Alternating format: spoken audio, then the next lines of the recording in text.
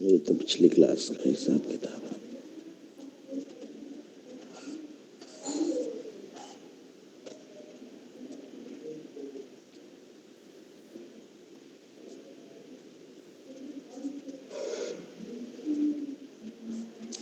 तो homework problem हम लोगों ने एक दिया था।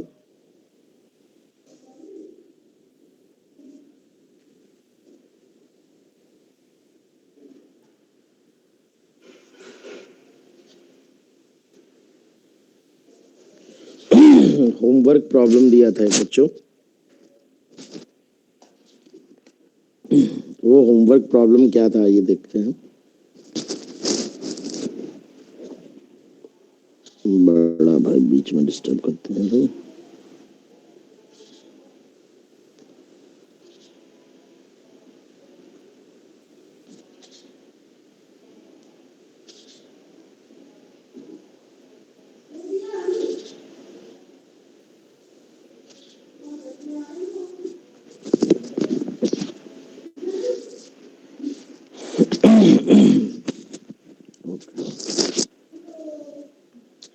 तो इस तरह से बच्चों हमने दो मासेस लटकाए थे।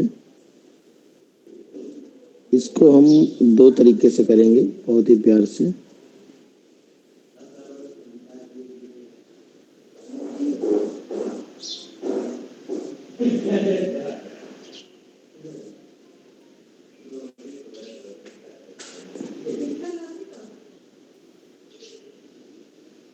बताओ जरा मासेस क्या थे इनके बेटा।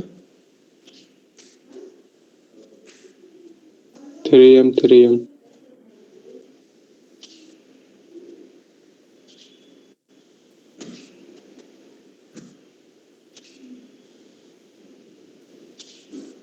तो ये वाला जो पार्टिकल था बेटा वो इस मास से कोलाइड करा था और ये कोलाइड करके चिपक गया था, है ना।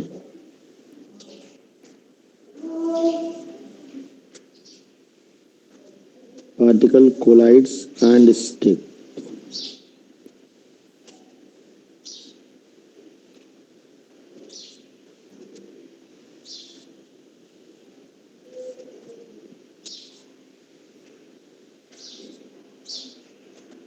कोलाइड करा था पार्टिकल और स्टिक कर गया था।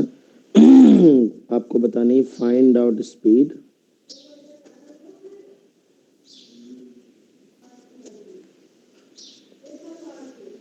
just after impact.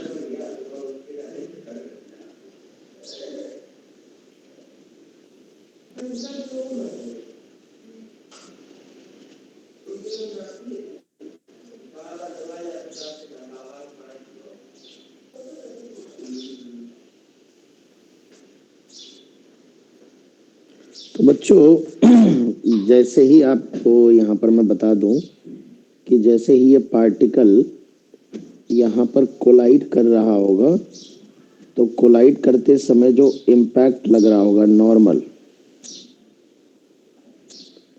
ये इम्पल्सिव नॉर्मल होगा बेटा। ये नॉर्मल अपने आप में एक इम्पल्सिव नॉर्मल होगा और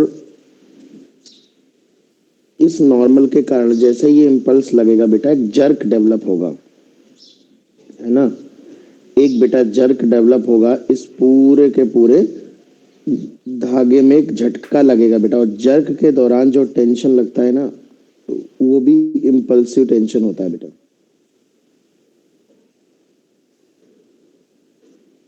तो जो जर्क के दौरान टेंशन लगता है वो इम्पल्सिव टेंशन होता है ना। जर्क के दौरान जो इसमें टेंशन लगता है वो इम्पल्सिव टेंशन होता है।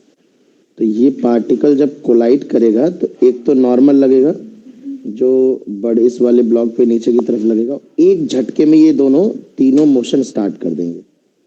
तो टकराने से जस्ट पहले तो पार्टिकल की स्पीड v0 थी, टकराने के जस्ट बाद सिचुएशन ये होगी बेटा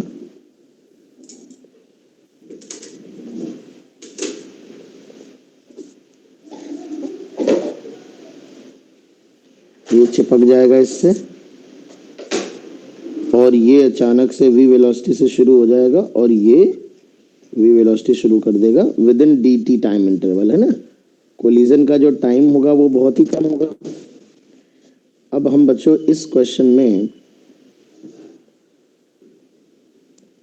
में बच्चों हम इम्पल्स मोमेंटम थ्योरम लगाएंगे, है ना। इम्पल्स मोमेंटम थ्योरम लगाएंगे। अगर हम इस ब्लॉक पे देखें, ब्लॉक बी, अगर हम ब्लॉक बी पे देखेंगे तो ब्लॉक बी पे ड्यूरिंग इम्पल्स दो फोर्स लग रहे होंगे, एक टी और एक एम जी। ये वाला फोर्स इम्पल्सिव होगा और ये वाला ऑर्डिनरी होगा।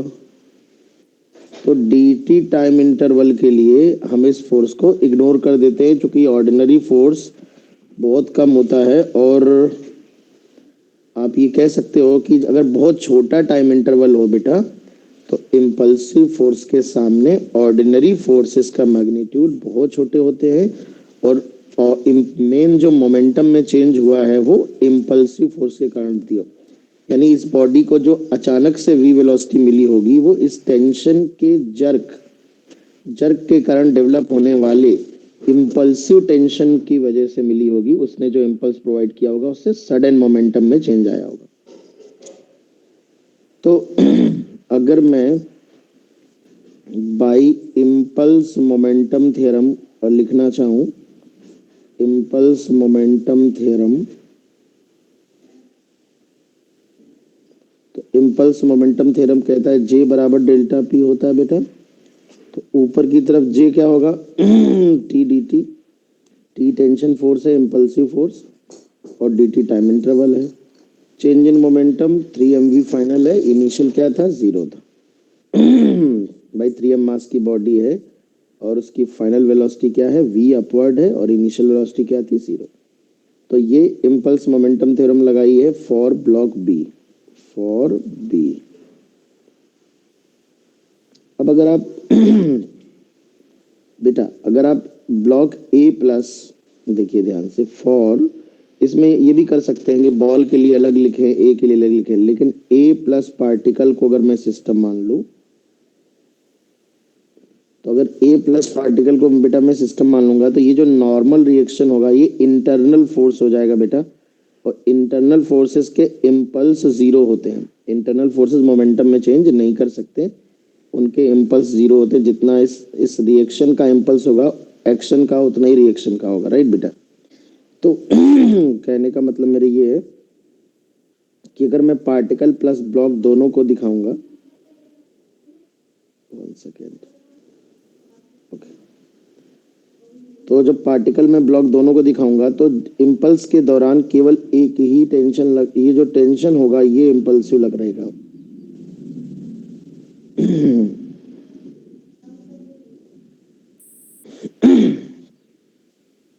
ये टेंशन ही इम्पल्सिव फोर्स लगेगा बेटा, है ना। और ये जो नॉर्मल रिएक्शन है ये इंटरनल हो जाएगा। और जो एम जी इसका और 3mg इसका बेटा, जो 4mg होगा ना, वो एक ऑर्डिनरी फोर्स होगा, और वो बड़े इंटरवल ऑफ टाइम में तो कंसीडर किया जाएगा, लेकिन dt टाइम इंटरवल में हम वेट को कंसीडर नहीं करते बेटा। तो हम क्या अप्लाई कर रहे हैं, हम अप्लाई कर रहे हैं impulse momentum theorem for a plus particle. तो देखिए टी ऊपर लगेगा, external impulse T D T ही रहेगा। नॉर्मल इंटरनल फोर्स से ध्यान दीजिएगा, फाइनल मोमेंटम नीचे की तरफ है, तो पूरा का पूरा चिपक गया है पार्टिकल, 4m मास नीचे की तरफ जा रहा है, तो -4mv है। डाउनवर्ड डायरेक्शन नेगेटिव लेंगे, अपवर्ड डायरेक्शन वेक्टर है पॉजिटिव लेंगे। तो फोर्स अपवर्ड लग रहा है पॉजिटिव, ये है फाइनल मोमेंटम माइनस की तरफ। इनिशियल मोमेंटम था पार्टिकल का -mv0 और बॉडी का था 0।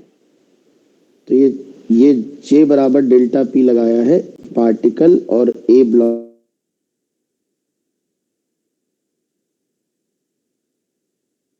-4mv plus mv0। ये क्वेश्चन नंबर 1।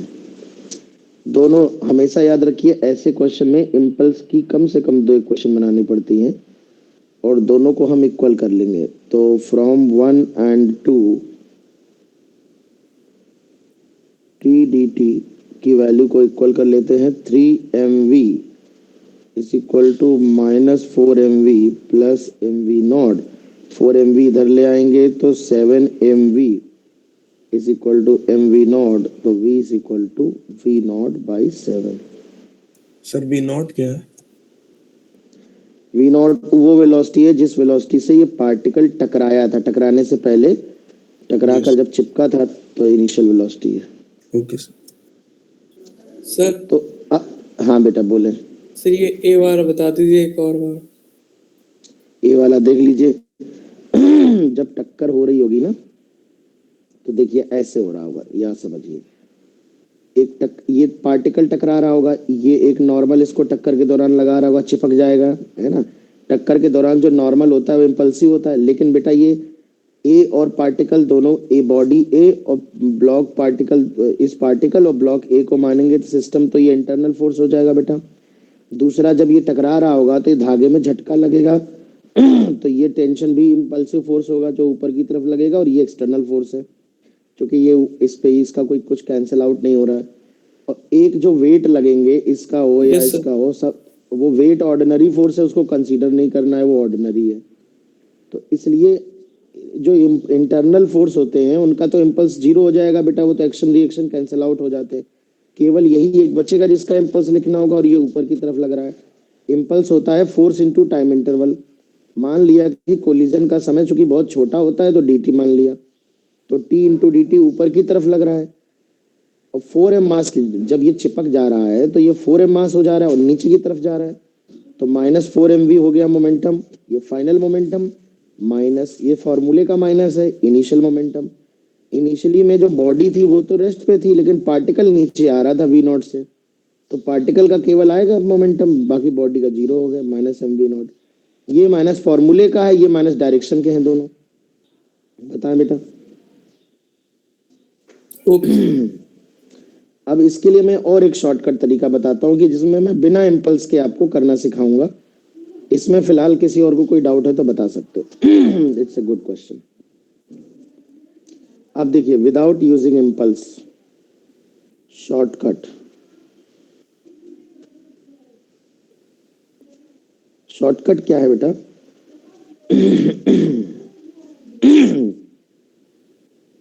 शॉर्टकट ये है बेटा कि मान लो हमने कहा कि, ध्यान समझना जरा, ये सवाल था, बहुत ध्यान समझना।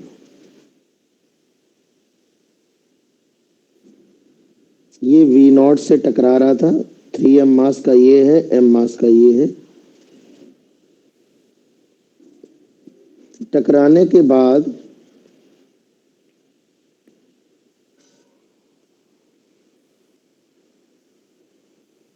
ये इससे चिपक गया, इसे v वेलोसिटी नीचे मिल गई और इसे v वेलोसिटी ऊपर की तरफ मिल गई। इसे v वेलोसिटी नीचे मिल गई और इसे v वेलोसिटी ऊपर की तरफ मिल गई।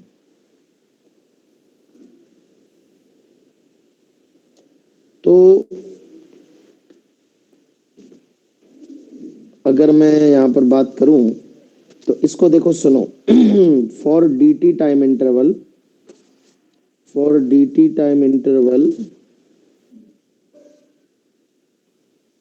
we are ignoring the gravity, है, mg को हम इग्नोर कर रहे हैं। तो dt समय के लिए बेटा, अगर मैं इसे थोड़ी देर के लिए मान लूं कि ग्रेविटी है ही नहीं, जब mg का इम्पल्स कंसीडर ही नहीं कर रहे, बच्चों ध्यान समझना, बहुत शानदार तरीका बताने जा रहा हूं, एक लाइन में सॉल्व हो जाएगा। अगर मैं dt टाइम इंटरवल के लिए मान लूं कि ग्रेविटी है ही नहीं, तो सिनेरियो कुछ ऐसा हो जाएगा, देखना जरा इनिशियल स्टेट। खोल दो इसको, मतलब इसको खोलने का मतलब इसको हॉरिजॉन्टल सरफेस पे मान लो, ऐसे समझ लो कि पुली नहीं थी, दो ब्लॉक थे, ऐसे धागे से कनेक्टेड है,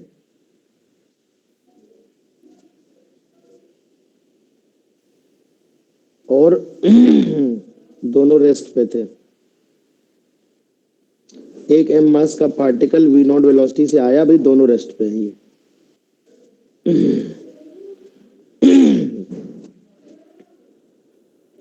आने के बाद टकराया और टकराकर चिपक गया।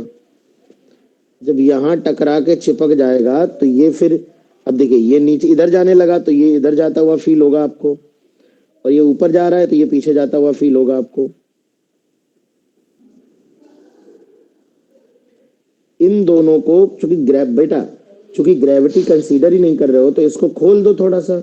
मान लो ये सिचुएशन थी, दो बॉडी थी, एक पार्टिकल आया, दोनों एक झटके में चल पड़े। तो बेटा अब अगर मैं इसमें पूरा सिस्टम ले लूं, ध्यान दीजिएगा, अगर मैं अब इसको पूरा सिस्टम मानूं तो तुम ये देखो कि टेंशन का भी इंपल्स कैंसिल आउट हो जाएगा। इस पे लेफ्ट लगेगा, इस पे राइट लगेगा, तो टेंशन भी एक तरह से इंटरनल फोर्स हो जाएगा।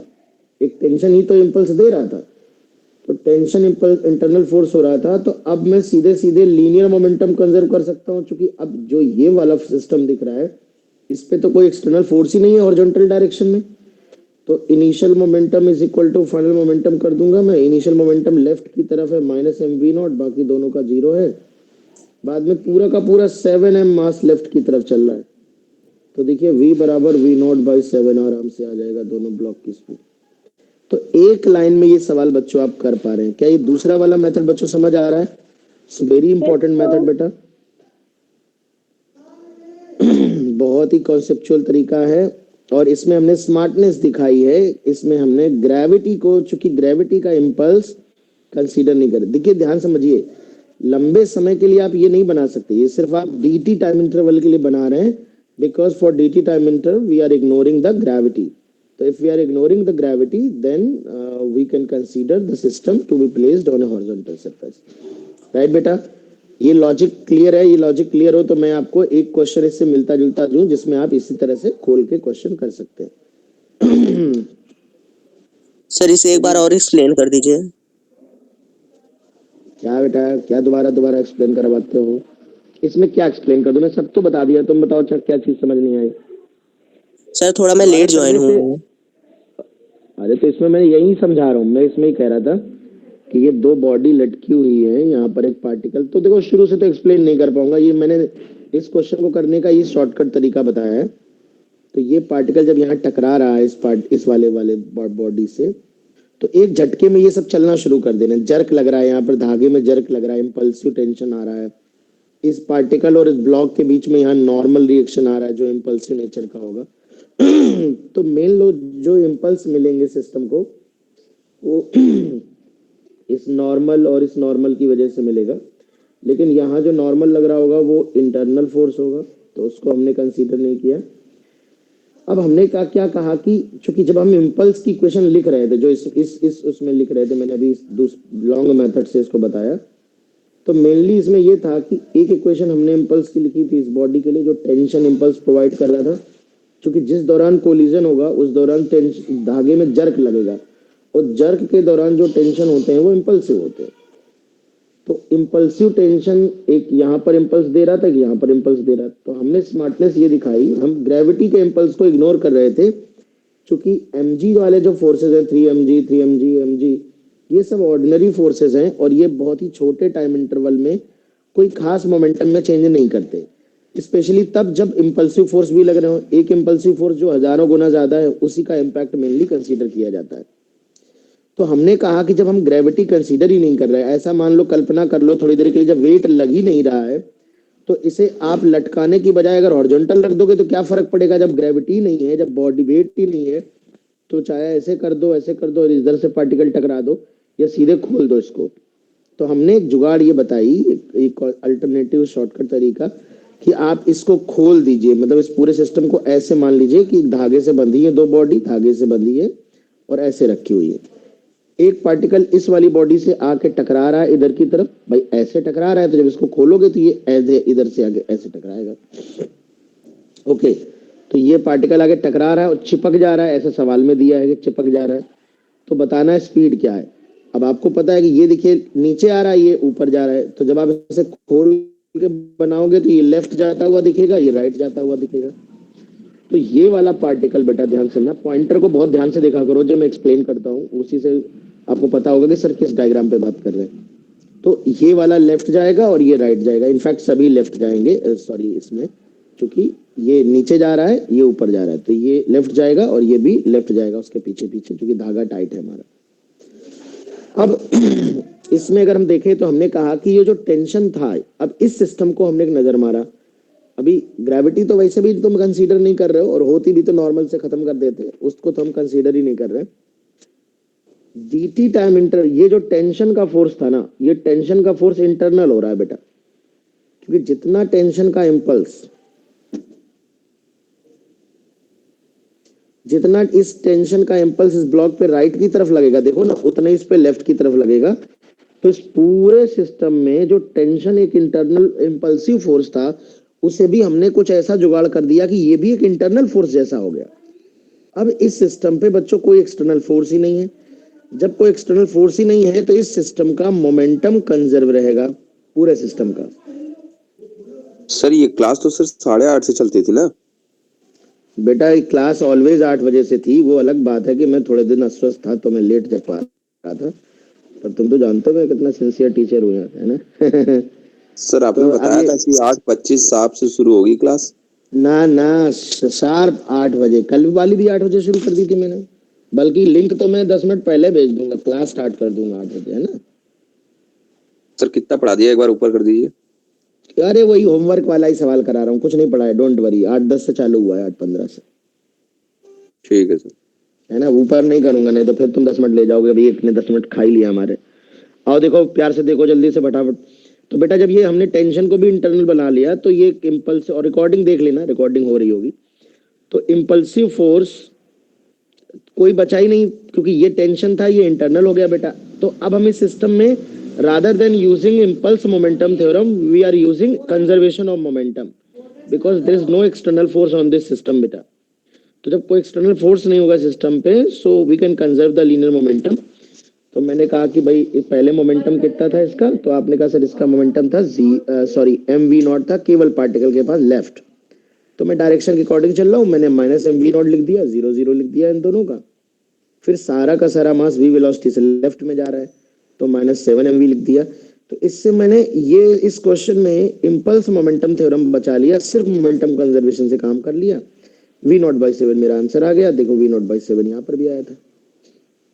तो इस कॉन्सेप्ट का प्रयोग करके अब आप मुझे इस क्वेश्चन को करके दिखाइए।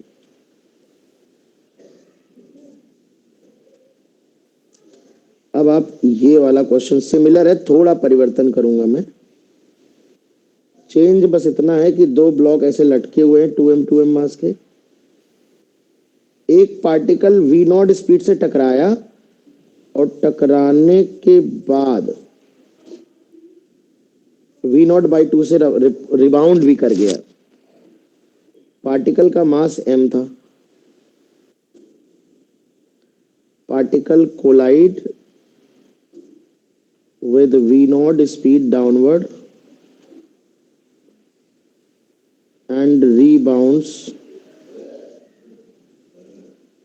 at v0/2.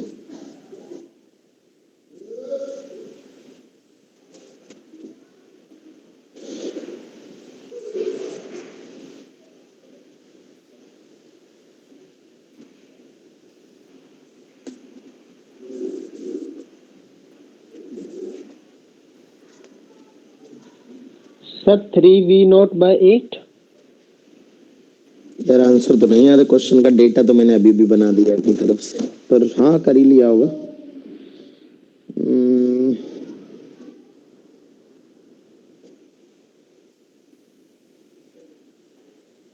3mv0/2 is equal to 5, 3/10 आएगा क्या, देखो यार, शायद 3/8 आएगा। हाँ सर 10 आएगा, सॉरी 10 आएगा। बोलने में गलती कर दिया। Yes sir. 10 आएगा नीचे।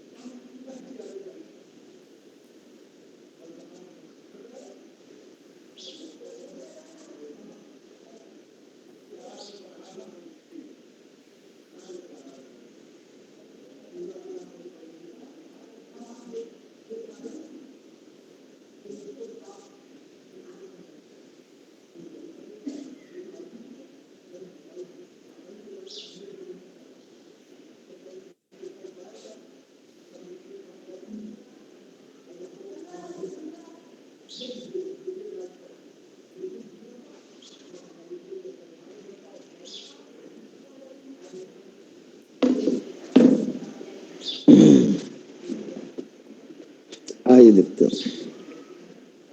तो ये बहुत ही सिंपल सा क्वेश्चन है मेरे हिसाब से।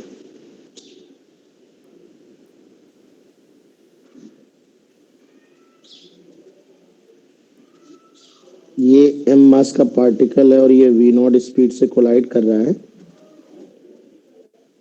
तो जब ये पार्टिकल इससे कोलाइड करेगा तो ये सभी ब्लॉक सेम वेलोसिटी से, ये दोनों की वेलोसिटी तो सेम हो जाएगी और ये v नॉट बाई 2 से रिबाउंड कर रहा है।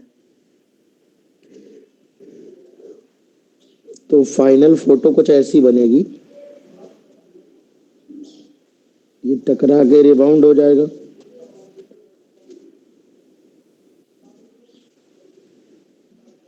और ये इधर चल पड़ेगा और ये इधर चल पड़ेगा।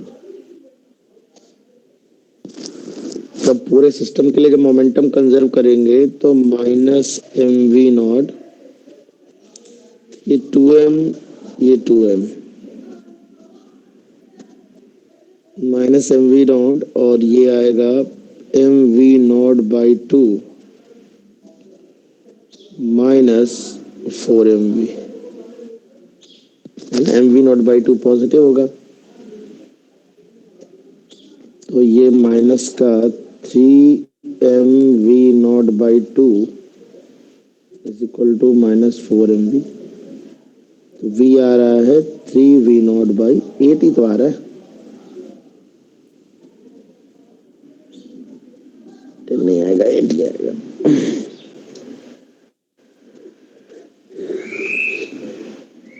भाई पार्टिकल की तो v नॉट बाई 2 होगी अलग से, है ना।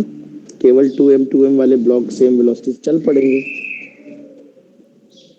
तो इस क्वेश्चन को अब आप सभी लोग समझ गए होंगे और कर लेंगे इस तरह के सवाल। तो सर फिर से बता दीजिए, आपकी वॉइस नहीं है, क्या बोले? कुछ नहीं बोला मैंने कहा कि ये वी नॉट से टकरा रहा है, इसको खोल दिया और ये वी नॉट बाई 2 से रिबाउंड कर रहा है, तो पूरे सिस्टम का मोमेंटम कंजर्व कर दिया। वो नहीं sir, B naught by 2 ground के रिस्पेक्ट में। हाँ, बी नॉट बाई 2 जो रिबाउंड वेलोसिटी है ग्राउंड के रिस्पेक्ट में। और ऑफ कोर्स जब कुछ मेंशन नहीं है बेटा तो सब ग्राउंड के रिस्पेक्ट में होगा, है ना। जब कुछ भी मेंशन नहीं है तो everything is with respect to ground, right. तो उतना नहीं सोचना है आपको। तो सीधे सीधे मोमेंटम कंजर्व कर दिया, माइनस 4mv हो जाएगा सिस्टम का और ये विन उल्टा चली जाएगी तो ऐसे टकरा के राइट में चली जाएगी। तो फाइनल मोमेंटम पार्टिकल का इतना होगा और सिस्टम का दोनों का ब्लॉक का मिला के इतना होगा, है ना। सर बुलेट और ब्लॉक वाला क्वेश्चन करा दिया? हाँ सब करा दिया।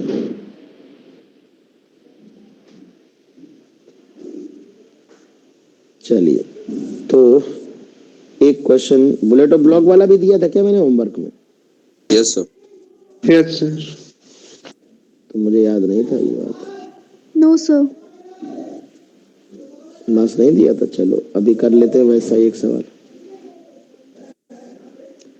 ब्लॉक है 20 kg इसका मास है, एक बुलेट ऐसे आ रही है, 100 मीटर पर सेकंड। अरे कितने सही बुला लो,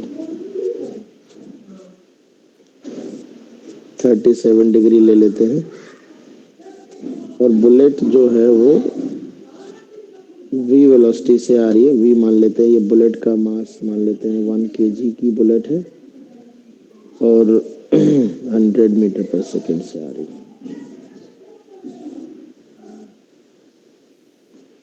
तो म्यू इज इक्वल टू 0.2 है।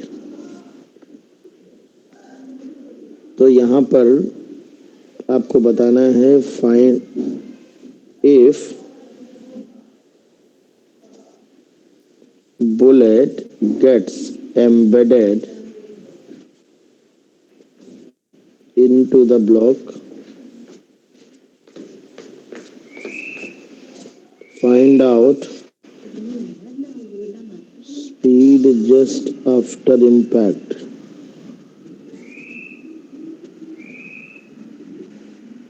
इम्पैक्ट के तुरंत बाद स्पीड बतानी है। तो इसमें आपको ये समझना होता है कि ये मेनली इम्पल्स मोमेंटम थ्योरम का क्वेश्चन है कि जब बुलेट यहाँ पर एंटर कर जाएगी तो जो दो फोर्सेस लगेंगे, एक जो कोलिजन के दौरान जो एक्शन फोर्स बुलेट लगाएगी, इम्पल्सिव फोर्स लगाएगी इस ब्लॉक पे, उसका रिएक्शन ब्लॉक के कारण बुलेट पे मिलेगा। तो अगर मैं सिस्टम मानूं ब्लॉक प्लस बुलेट को सिस्टम मानूं, तो फिर ये जो रिएक्शन फोर्स होगा, ये जो इन दोनों ने एक दूसरे पे लगाया होगा, ये इंटरनल फोर्स हो जाएगा। तो सिर्फ टक्कर के दौरान कौन कौन से इंपल्सिव फोर्स लगेंगे, तो एक तो जमीन से धमक जो लगेगी, जो नॉर्मल लगेगा, ये इंपल्सिव होगा, इंपल्सिव। और उस दौरान जो रगड़ लगेगी, जो फ्रिक्शन लगेगा, ये फ्रिक्शन भी इंपल्सिव होगा। तो during the impact of the bullet with the block there are two external impulsive force on the system. ये सिस्टम है ना, तो दोनों एक्सटर्नल इंपल्स के कारण सिस्टम में कुछ मोमेंटम चेंज होगा। मान लेते हैं कि इम्पैक्ट का टाइम इंटरवल dt है, तो इस dt टाइम इंटरवल में हम ग्रेविटेशनल फोर्सेस जैसे ऑर्डिनरी फोर्सेस को कंसीडर नहीं करेंगे और हम केवल इम्पल्सिव फोर्सेस के कारण होने वाले चेंज इन मोमेंटम को लिखेंगे। ठीक है ना, तो इम्पल्सिव फोर्स के कारण होने वाले चेंज इन मोमेंटम को लिखेंगे। तो एक इम्पल्स मोमेंटम थ्योरम लगाएंगे y डायरेक्शन में, जिसमें नॉर्मल के इम्पल्स को कंसीडर करेंगे, और एक इम्पल्स मोमेंटम थ्योरम लगाएंगे हॉरिजॉन्टल में, जिसमें म्यू एन के इम्पल्स को कंसीडर करेंगे।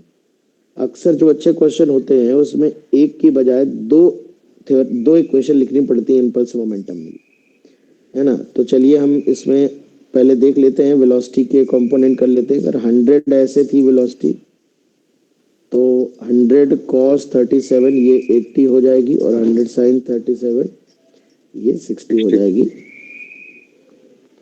तो अगर मैं सबसे पहले J बराबर डेल्टा P लगा रहा हूँ, J बराबर डेल्टा P, तो हॉरिजॉन्टल या वर्टिकल डायरेक्शन में लगाऊंगा, तो नॉर्मल ऊपर की तरफ है n dt। फाइनल मोमेंटम इन y डायरेक्शन, जब ये बुलेट इसमें से घुस के फंस जाएगी और पूरा सिस्टम v डायरेक्ट वेलोसिटी से चलने लगेगा, तो कोई वर्टिकल मोमेंटम नहीं होगा, तो फाइनल मोमेंटम 0 होगा y डायरेक्शन में।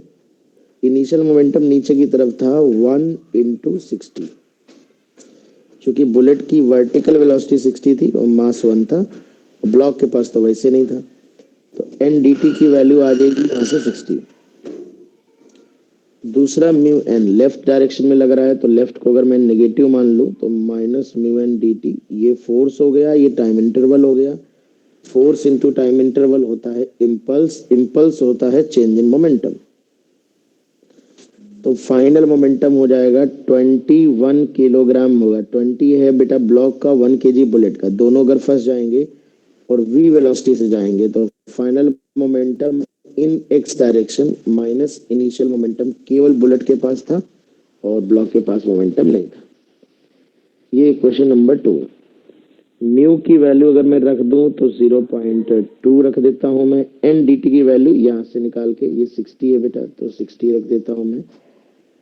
ये 21v माइनस 80 तो 6 2 12, ये 12 आएगा, 80 प्लस का हो जाएगा तो 21v इज इक्वल टू 80 में 12 माइनस करेंगे तो ये 68 आएगा और v की वैल्यू 68 डिवाइड बाय 21 मीटर पर सेकेंड डिवाइड कर देंगे तो 321 को 3 बार डिवाइड करेंगे 63 आएगा, 63 से 5 बचेगा, 3.2 कुछ मीटर पर सेकेंड आएगा, नियर अबाउट 3.2 मीटर पर सेकेंड। तो इस तरह से बच्चों ये मेनली इम्पल्स मोमेंटम थ्योरम कैसे लगाते हैं उस कॉन्सेप्ट पे ये कुछ क्वेश्चंस हमारे बनते हैं। और जब भी इम्पल्स मोमेंटम थ्योरम का क्वेश्चन आता है तो सबसे पहले आपको ये आइडेंटिफाई करना होता है कि आप सिस्टम क्या मानेंगे। दूसरा आप ये देखेंगे कि आप जब सिस्टम मानेंगे तो आप किन किन डायरेक्शन में इम्पल्स मोमेंटम थ्योरम लगाएंगे, है ना। किन किन डायरेक्शन में आप इम्पल्स मोमेंटम थ्योरम लगाएंगे, एक एक्स में लगाएंगे, एक वाई में लगाएंगे, है ना। फाइनल स्टेट क्या है, इनिशियल स्टेट, बस आपको बस डायरेक्शन का ध्यान रखते हुए प्लस माइनस का विधिवत आप इम्पल्स मोमेंटम थ्योरम अप्लाई करेंगे। तो यहाँ पे हम लोगों ने इम्पल्स कंप्लीट कर दिया है। 10 के बाद निकल जाऊंगा। हाँ हाँ तो बेटा आइए हेडिंग डाल देते हैं कोलिजन।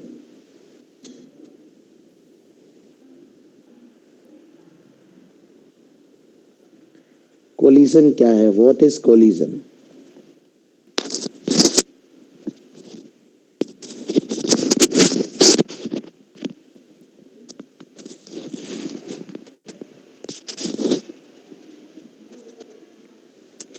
तो कोलिजन बेसिकली एक पूरा प्रोसेस होता है बेटा, ध्यान समझो। जैसे मान लो बेटा कि कोई बॉडी है, बॉडी ए, वो v1 वेलोसिटी से जा रही है और बॉडी बी v2 वेलोसिटी से जा रही है, लेकिन v1 v2 से बड़ी है। तो जब बी बॉडी बी ए को देख रही होगी तो ए उसे पास आती हुई दिखाई पड़ रही होगी, रिलेटिवली अप्रोच करती हुई दिखाई पड़ रही होगी। और बी अगर ए और बी को देखेगी तो बी उसके पास आती हुई दिखाई पड़ रही होगी, बिकॉज ये अपना वेलोसिटी पलट के दे देगा।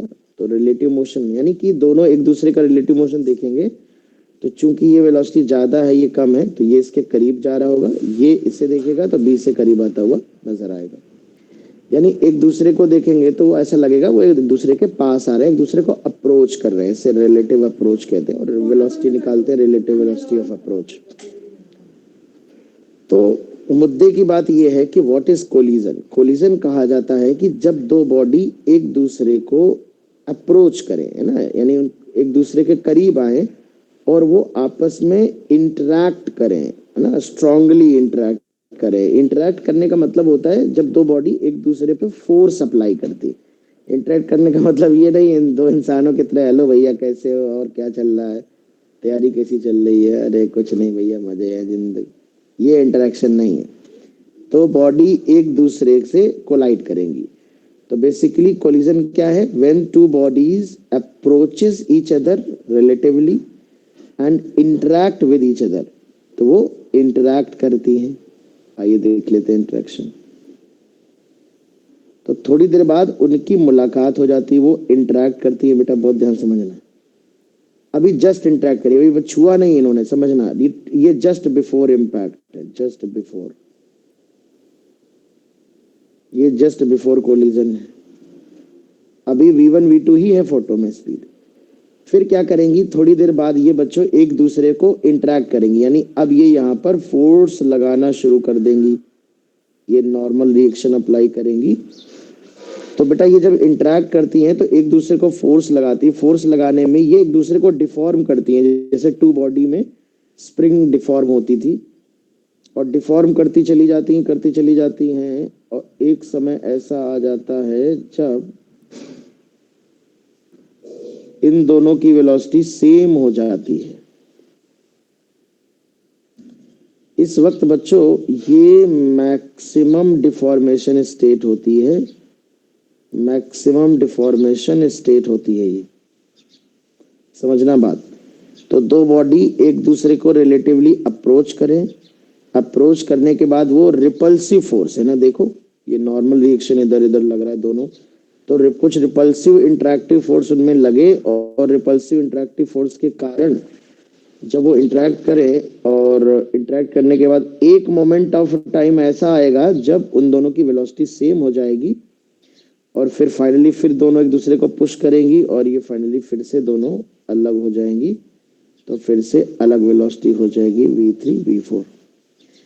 तो इस पूरे प्रोसेस को बच्चों हम कोलिजन कहते हैं ना, दो बॉडी का एक दूसरे से इंटरेक्ट करना, उन पे रिपल्सिव फोर्सेस अप्लाई करना, उसके कारण वेलोसिटी का एक मोमेंट ऑफ टाइम पे लाइन ऑफ इम्पैक्ट की दिशा में, बेटा ये जिस लाइन के अलोंग एक दूसरे पे नॉर्मल रिएक्शन बॉडी लगाती है, ये वाली लाइन, इसे लाइन ऑफ इम्पैक्ट कहते हैं, है ना, ये वाली लाइन, ये मैं बना देता हूँ, this is called line of impact.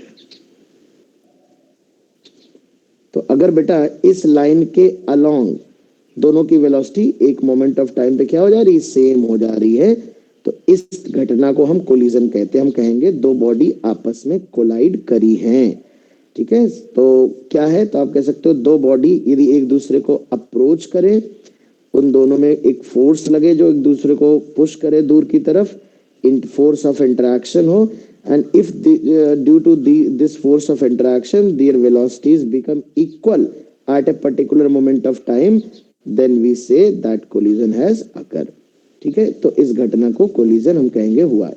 जैसे उदाहरण के तौर पर बेटा एक अगर मैं इलेक्ट्रोस्टैटिक्स का एग्जांपल ले लूं, मान लो एक चार्ज बॉडी है जिसका चार्ज प्लस q1 है, बहुत ध्यान समझना, इसे हमने v1 वेलोसिटी से फेंक दिया और दूसरा चार्ज बॉडी है इसे v2 वेलोसिटी से फेंक दिया, तो यहां पर बेटा इसका मास m1 है, इसका मास m2 है, दोनों पे पॉजिटिव चार्ज है।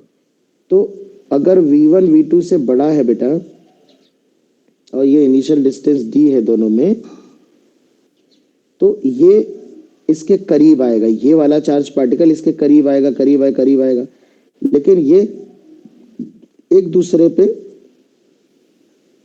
इंटरेक्ट करेंगे, इलेक्ट्रोस्टैटिक रिपल्शन अप्लाई करेंगे।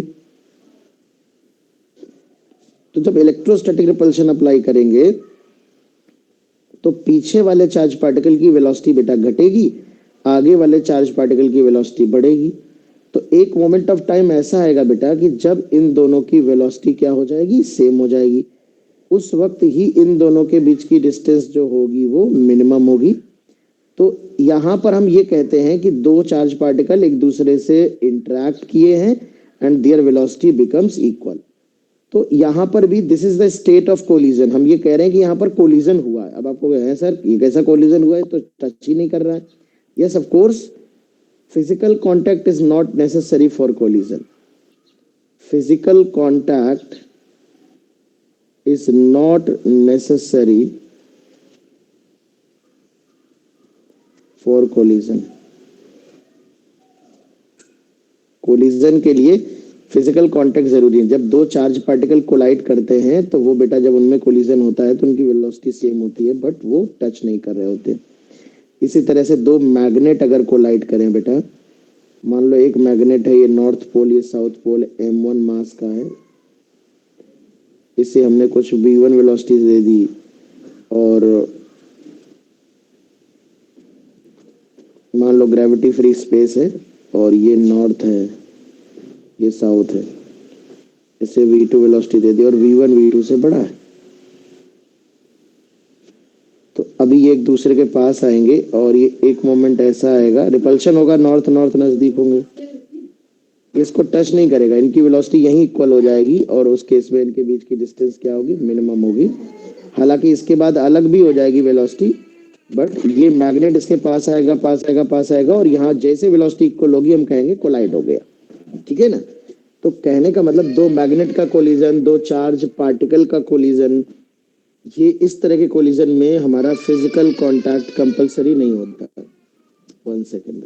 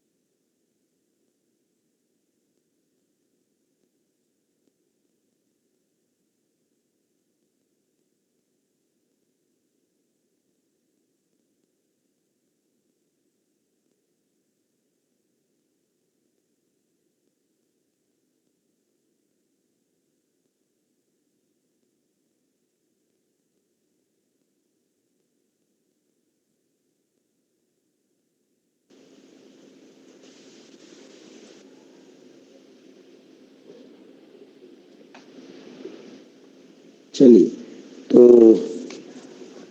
हमने ये समझा कि physical contact is not necessary for the collision of two bodies. अगर एक और मैं एग्जांपल, ये सारे मैं एग्जांपल्स ले रहा हूँ कोलिजन के, and these are also the problems.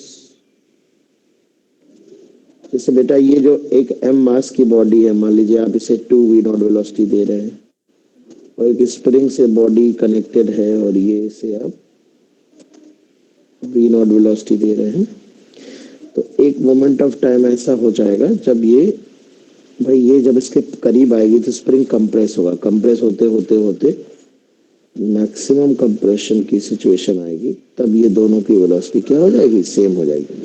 This is also example of collision, ये भी कोलिजन है बेटा, है ना। ये दो ब्लॉक जो स्प्रिंग से कनेक्टेड है उनका कोलिजन है, collision of two blocks connected with spring, है ना।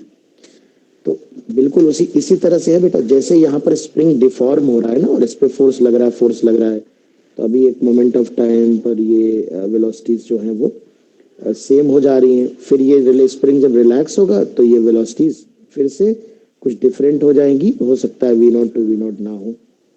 तो कहने का मतलब यही है बेटा कि इसी तरह से यहाँ पर बॉडी स्प्रिंग की तरह खुद ही डिफॉर्म होती है। जब फिजिकल कोलिजन होता है और बॉडी टच करती है तो खुद पिचका देती है एक दूसरे को। तो जिस तरह से यहाँ पर बेटा काइनेटिक एनर्जी का कुछ हिस्सा स्प्रिंग की पोटेंशियल एनर्जी में स्टोर होता है, और आपको याद होगा कि kx max स्क्वायर बाई 2, जो अधिकतम kinetic energy maximum potential energy store होती है वो half mu V relative square के बराबर होती है, which is basically the kinetic energy of system with respect to its centre of mass, है ना। तो इसी तरह से यहाँ पर भी जो डिफॉर्मेशन में एनर्जी स्टोर होती है, जिसे डिफॉर्मेशनल पोटेंशियल एनर्जी कहते हैं, मैक्सिमम डिफॉर्मेशन की स्टेट में वो half mu V relative square के बराबर होती है। तो ये तो मैं कोलिजन क्या होता है बेटा और कोलिजन के कुछ अच्छे एग्जांपल्स आपके सामने रख रहा था, so that you understand very well कि व्हाट इज कोलिजन। अब लेकिन हमें मेनली पढ़ाई जो करनी है वो हम फिजिकल कोलिजन की बात करेंगे।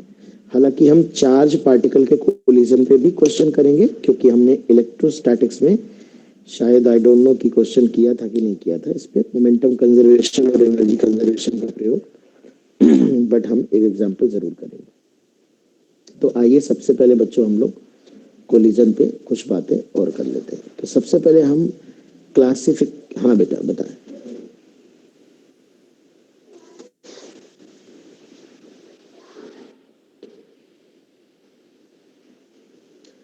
नहीं देखिए, दो शर्तें हैं, एक स्ट्रॉन्ग इंटरेक्शन होना चाहिए और दोनों की वेलोसिटी सेम हो जानी चाहिए उस टाइम पे। कौन से कॉइल की बात कर रहा हो, मैं समझ नहीं पाया।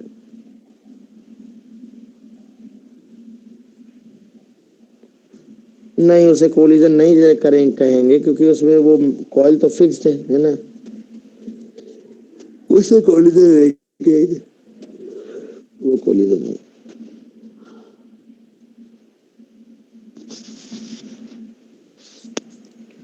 आइए तो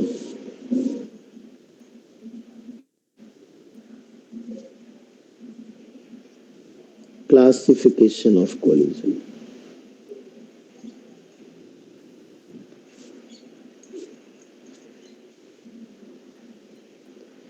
बेटा दो प्रकार का क्लासिफिकेशन है, एक है on the basis of line of impact. Line of impact के बेसिस पे बेटा एक क्लासिफिकेशन है। तो इसके दो टाइप होते हैं बेटा, हेड ऑन कोलिजन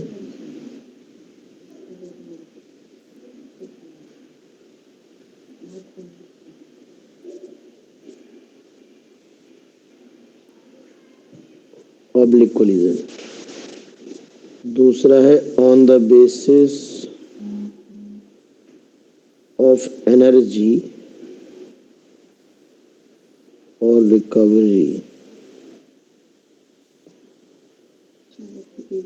तीन तरह के कोलिजन है, परफेक्टली इलास्टिक कोलिजन,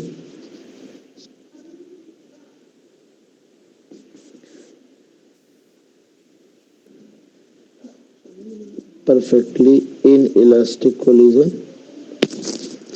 और पार्शियली इलास्टिक। इसी को पार्शियली इनइलास्टिक भी कहते हैं, पार्शियली इनइलास्टिक भी कहते हैं। ठीक है ना। तो यहाँ पर बेटा सबसे पहला क्लासिफिकेशन हम करेंगे,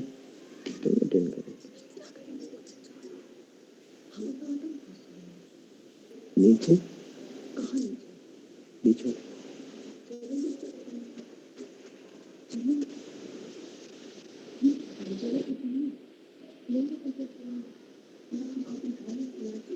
ओके। तो बच्चों सबसे पहला क्लासिफिकेशन हम देखते हैं on the basis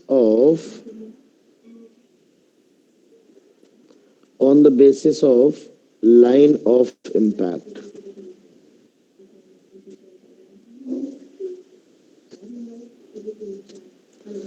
on the basis of line of impact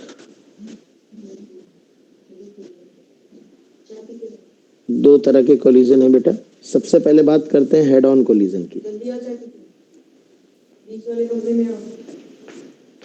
head on collision क्या है, बिल्कुल बेसिक बात है, इस पे थ्योरी व्योरी नहीं आती, सवाल ही आएंगे, पर समझ लो जब भी दो बॉडी कोलाइड करें बेटा,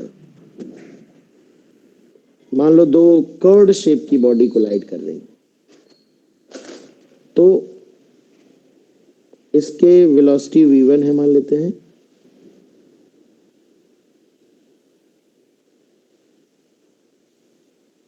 तो इस बॉल के सेंटर ऑफ मास की वेलोसिटी v2। तो जब कोलाइड करने वाली बॉडी की वेलोसिटी लाइन ऑफ इम्पैक्ट के अलोंग होती है,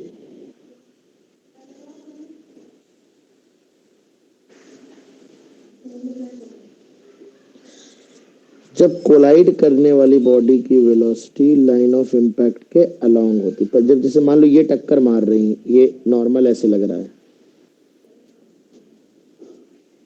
है ना। तो सबसे पहले तो आप ये समझो जिस डायरेक्शन में वो एक दूसरे पे फोर्स लगाती हैं, इसे कहते हैं line of impact. Line of impact क्या है बेटा, दो बॉल या दो बॉडी एक दूसरे से टकरा रही हैं, तो जिस लाइन के अलोंग वो एक दूसरे पे फोर्स अप्लाई करती हैं, उस लाइन को लाइन ऑफ इम्पैक्ट कहते हैं। यदि कोलाइडिंग बॉडी की वेलोसिटी, जैसे मान लीजिए इस वाले पार्टिकल की वेलोसिटी इसी दिशा में है और इस वाले पार्टिकल की वेलोसिटी इस, ये ब्लू कलर से वेलोसिटी बना रहा हूँ ना, ब्लू वाले एरोस वेलोसिटी के थोड़ा मिक्स हो गया है, but I hope you understand. तो या मैं थोड़ा सा ऐसे दिखा देता हूँ, बड़ा बड़ा बना के ऐसे, मान लो ये नॉर्मल लग रहा था बेटा, यहीं पे दिखा देता हूँ, ये नॉर्मल लग रहा है, तो ये वाली लाइन ऑफ इम्पैक्ट है, मतलब ये इस लाइन के अलॉन्ग फोर्स, और ये वाली ब्लॉक की वेलोसिटी इसी डायरेक्शन में v1 और इसकी v2। तो अभी क्या है बेटा, जिस लाइन के अलोंग ये एक दूसरे पे नॉर्मल रिएक्शन लगा रही है, उसी लाइन के अलोंग अगर वेलोसिटी है तो इस तरह के कोलिजन को हम हेड ऑन कोलिजन कहते हैं बेटा, हेड ऑन कोलिजन कहते हैं। कोई भी दो कर्ड बॉडी कोलाइड कर सकती है, जरूरी नहीं है कि स्फेरिकल बॉडी हो, है ना। अब ऐसा कोलिजन अगर स्फेरिकल बॉडी है तब तो लाइन ऑफ इम्पैक्ट दिखना पड़ेगा, बट अगर इस तरह की बॉडी टकरा रही है तो ये कोलिजन तो सीधा सीधा हमारा हेड ऑन कोलिजन की कैटेगरी में आएगा, क्योंकि इसमें लाइन ऑफ इम्पैक्ट की डायरेक्शन में ही हमारा लाइन ऑफ जो वेलोसिटी है वो होगी, ठीक है। ये हेड ऑन कोलिजन हम मानेंगे अनटिल एंड अनलेस कि हमें दिया ना जाए। बट अगर हम कर्ड शेप की बॉडी ले रहे हैं बेटा, तो कर्ड शेप की बॉडी में क्या होगा ना कि उस केस में हमें फिर लाइन ऑफ इम्पैक्ट का थोड़ा सा ख्याल रखना पड़ेगा। कर्ड शेप में कोई भी टेढ़ा बेढ़ा शेप हो सकता है, तो कोलाइडिंग पॉइंट पे देखना पड़ेगा कि ये colliding point common normal point है कि नहीं। हालांकि ये जो लाइन ऑफ इम्पैक्ट होती है, ये जो लाइन मैंने बनाई है, ये कॉमन नॉर्मल लाइन होती है। जैसे अगर आपने कोऑर्डिनेट पढ़ी है तो ये कॉमन टेंजेंट होती है यहाँ पे, और इसी तरह से सेंटर टू सेंटर ज्वाइन करने वाला ये कॉमन नॉर्मल होता है, या दोनों सरफेस के परपेंडिकुलर जो लाइन है।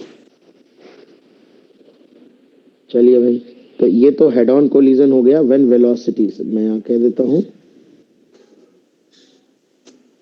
When velocities of colliding objects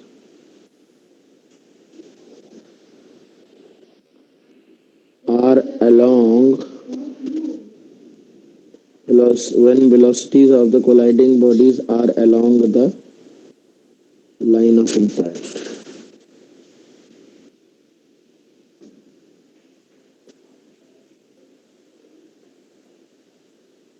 ठीक है, चलिए दूसरा है बच्चों ऑब्लिक कोलिजन।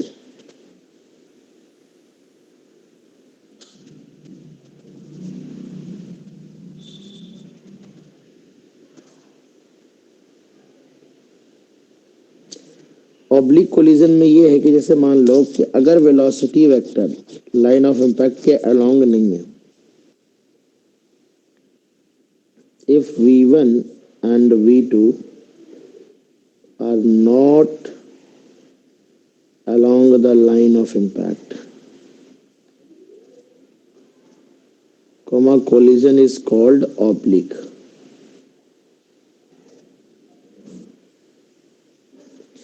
जैसे मान लो बेटा, अगर हम आपसे कहें कि एक बॉल है, ऐसे जा रही है, दूसरी बॉल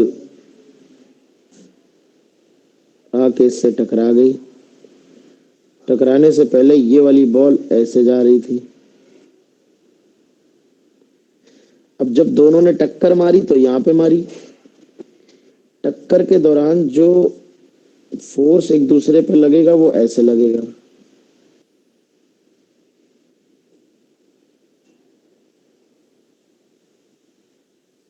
ये है लाइन ऑफ इम्पैक्ट, है ना। देखो जरा, ये बॉल है, ये बॉल ऐसे जा रही थी, यहां से आ रही थी, सोचो एक बॉल ऐसे आ रही थी, एक बॉल ऐसे आ रही थी, तो इसकी वेलोसिटी इस डायरेक्शन में, इसकी वेलोसिटी इस डायरेक्शन में है ना, किसी भी एक की। और ये टक्कर यहाँ पे टच यहाँ कर रही है एक दूसरे को, तो ये नॉर्मल इसने ऐसे लगाया जो इसके सेंटर से पास हो रहा है, ये नॉर्मल इसने लगाया जो इसके सेंटर से पास हो रहा है, तो ये एक लाइन ऑफ इम्पैक्ट हो जाएगा। अब लाइन ऑफ इम्पैक्ट से कुछ एंगल ये बना रही, कुछ ये भी बना रही, तो इस तरह के कोलिजन को बच्चों हम ऑब्लिक कोलिजन कहते हैं। एक ऑब्लिक कोलिजन और है जिसमें बहुत भ्रम होता है बच्चों को। जैसे मान लो एक बॉल बेटा, ये एक बॉल ऐसे जा रही हो v1 वेलोसिटी से,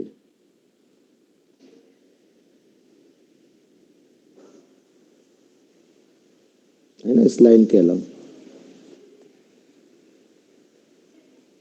और एक बॉल इधर आ रही हो v2 वेलोसिटी से,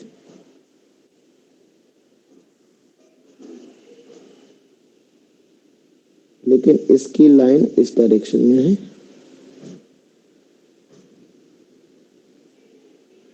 अब ये जब दोनों बॉल कोलाइड करेंगी तो बच्चों को बहुत लगता है, बच्चों को ये लगता है अरे वेलोसिटी तो पैरेलल है, आमने सामने से आ रही है ना, तो ये तो कोलिजन हेड ऑन होना चाहिए, बट ऐसा नहीं है। इसको जब आप बनाओगे बेटा तो you will realise that collision is oblique.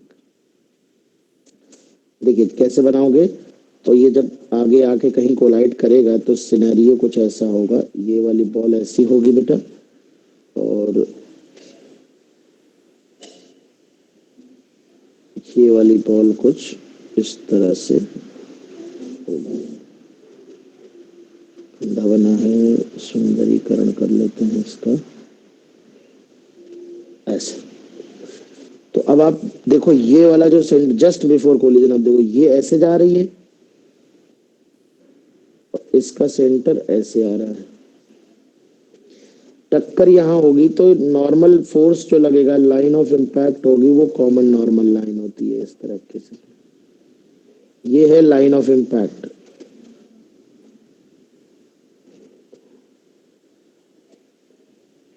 तो आप देखो लाइन ऑफ इम्पैक्ट से ये अगर थीटा एंगल बन रहा है तो ये वाला एंगल भी थीटा एंगल बन रहा होगा, ये भी एक ऑब्लिक कोलिजन ही है बेटा।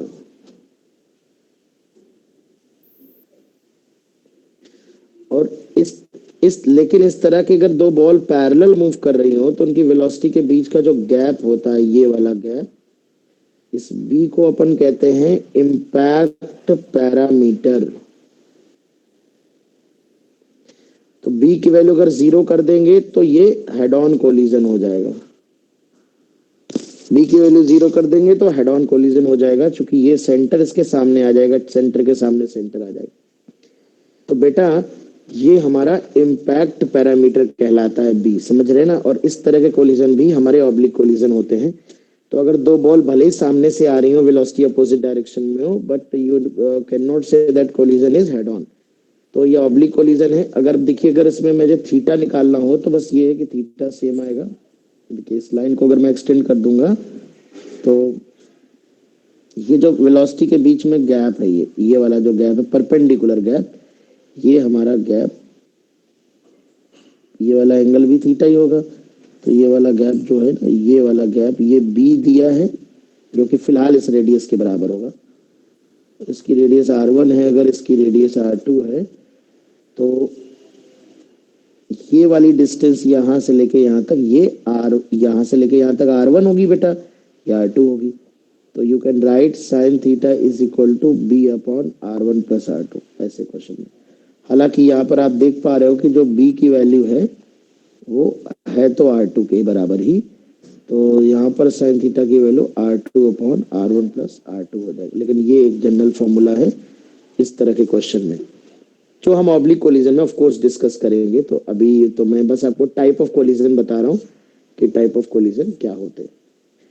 तो ये तो है बच्चों लाइन ऑफ इम्पैक्ट के आधार पर दो तरह के कोलिजन हैं, एक हेड ऑन कोलिजन और एक ऑब्लिक कोलिजन।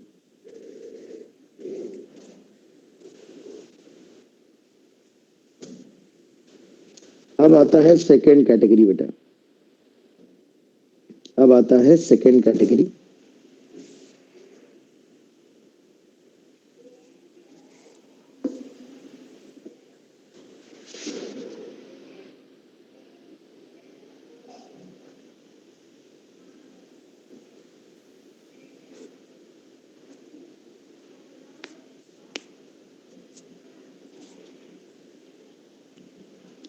तो सेकेंड कैटेगरी में हम लोगों ने एनर्जी पे बेसिस पे कैटेगराइज किया। तो on the basis of recovery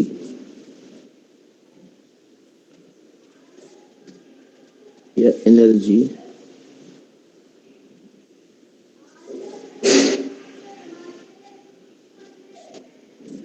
बेटा, तो हमने क्या कहा, इसमें 3 कैटेगरी होती है ना।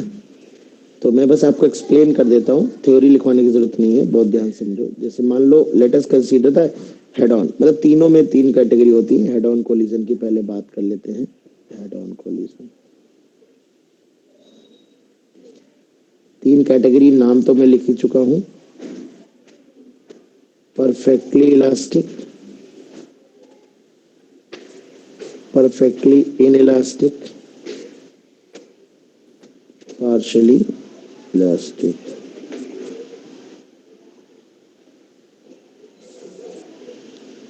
तो आइए हेड ऑन कोलिजन की बात करते हैं। जैसे बच्चों बहुत ध्यान समझना बेटा, कैसे कैटेगराइज किया गया इनको।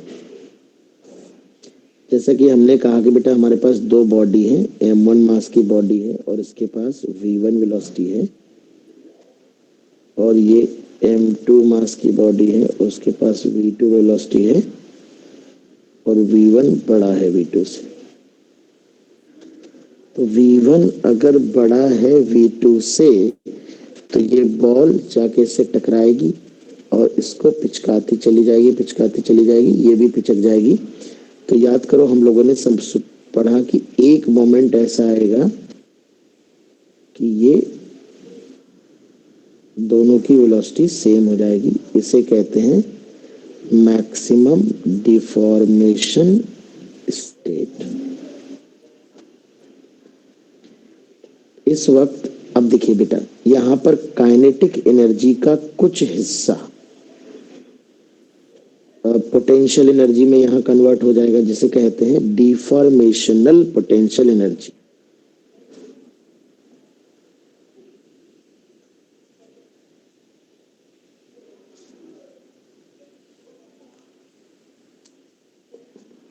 अब ध्यान समझना।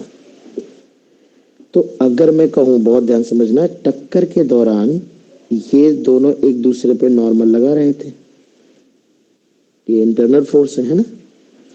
तो अगर इस पूरे को सिस्टम माना जाए तो ये जो कोलिजन हो रहा है उस दौरान ये इंटरनल फोर्सेस लग रहे हैं, एक्सटर्नल फोर्स नहीं है। तो एक तो मोमेंटम में चेंज नहीं होगा। अब मेरी बात बहुत ध्यान समझना। तो मोमेंटम में चेंज इसलिए नहीं होगा किसी भी कोलिजन में, क्योंकि अगर हम इतने को सिस्टम माने और बाहर से कोई इंपल्सिव फोर्स नहीं लग रहा है तो फिर मोमेंटम में हमारे चेंज नहीं होगा, बिकॉज एक्सटर्नल इंपल्सिव फोर्स गायब है, सिस्टम में नहीं लग रहा है।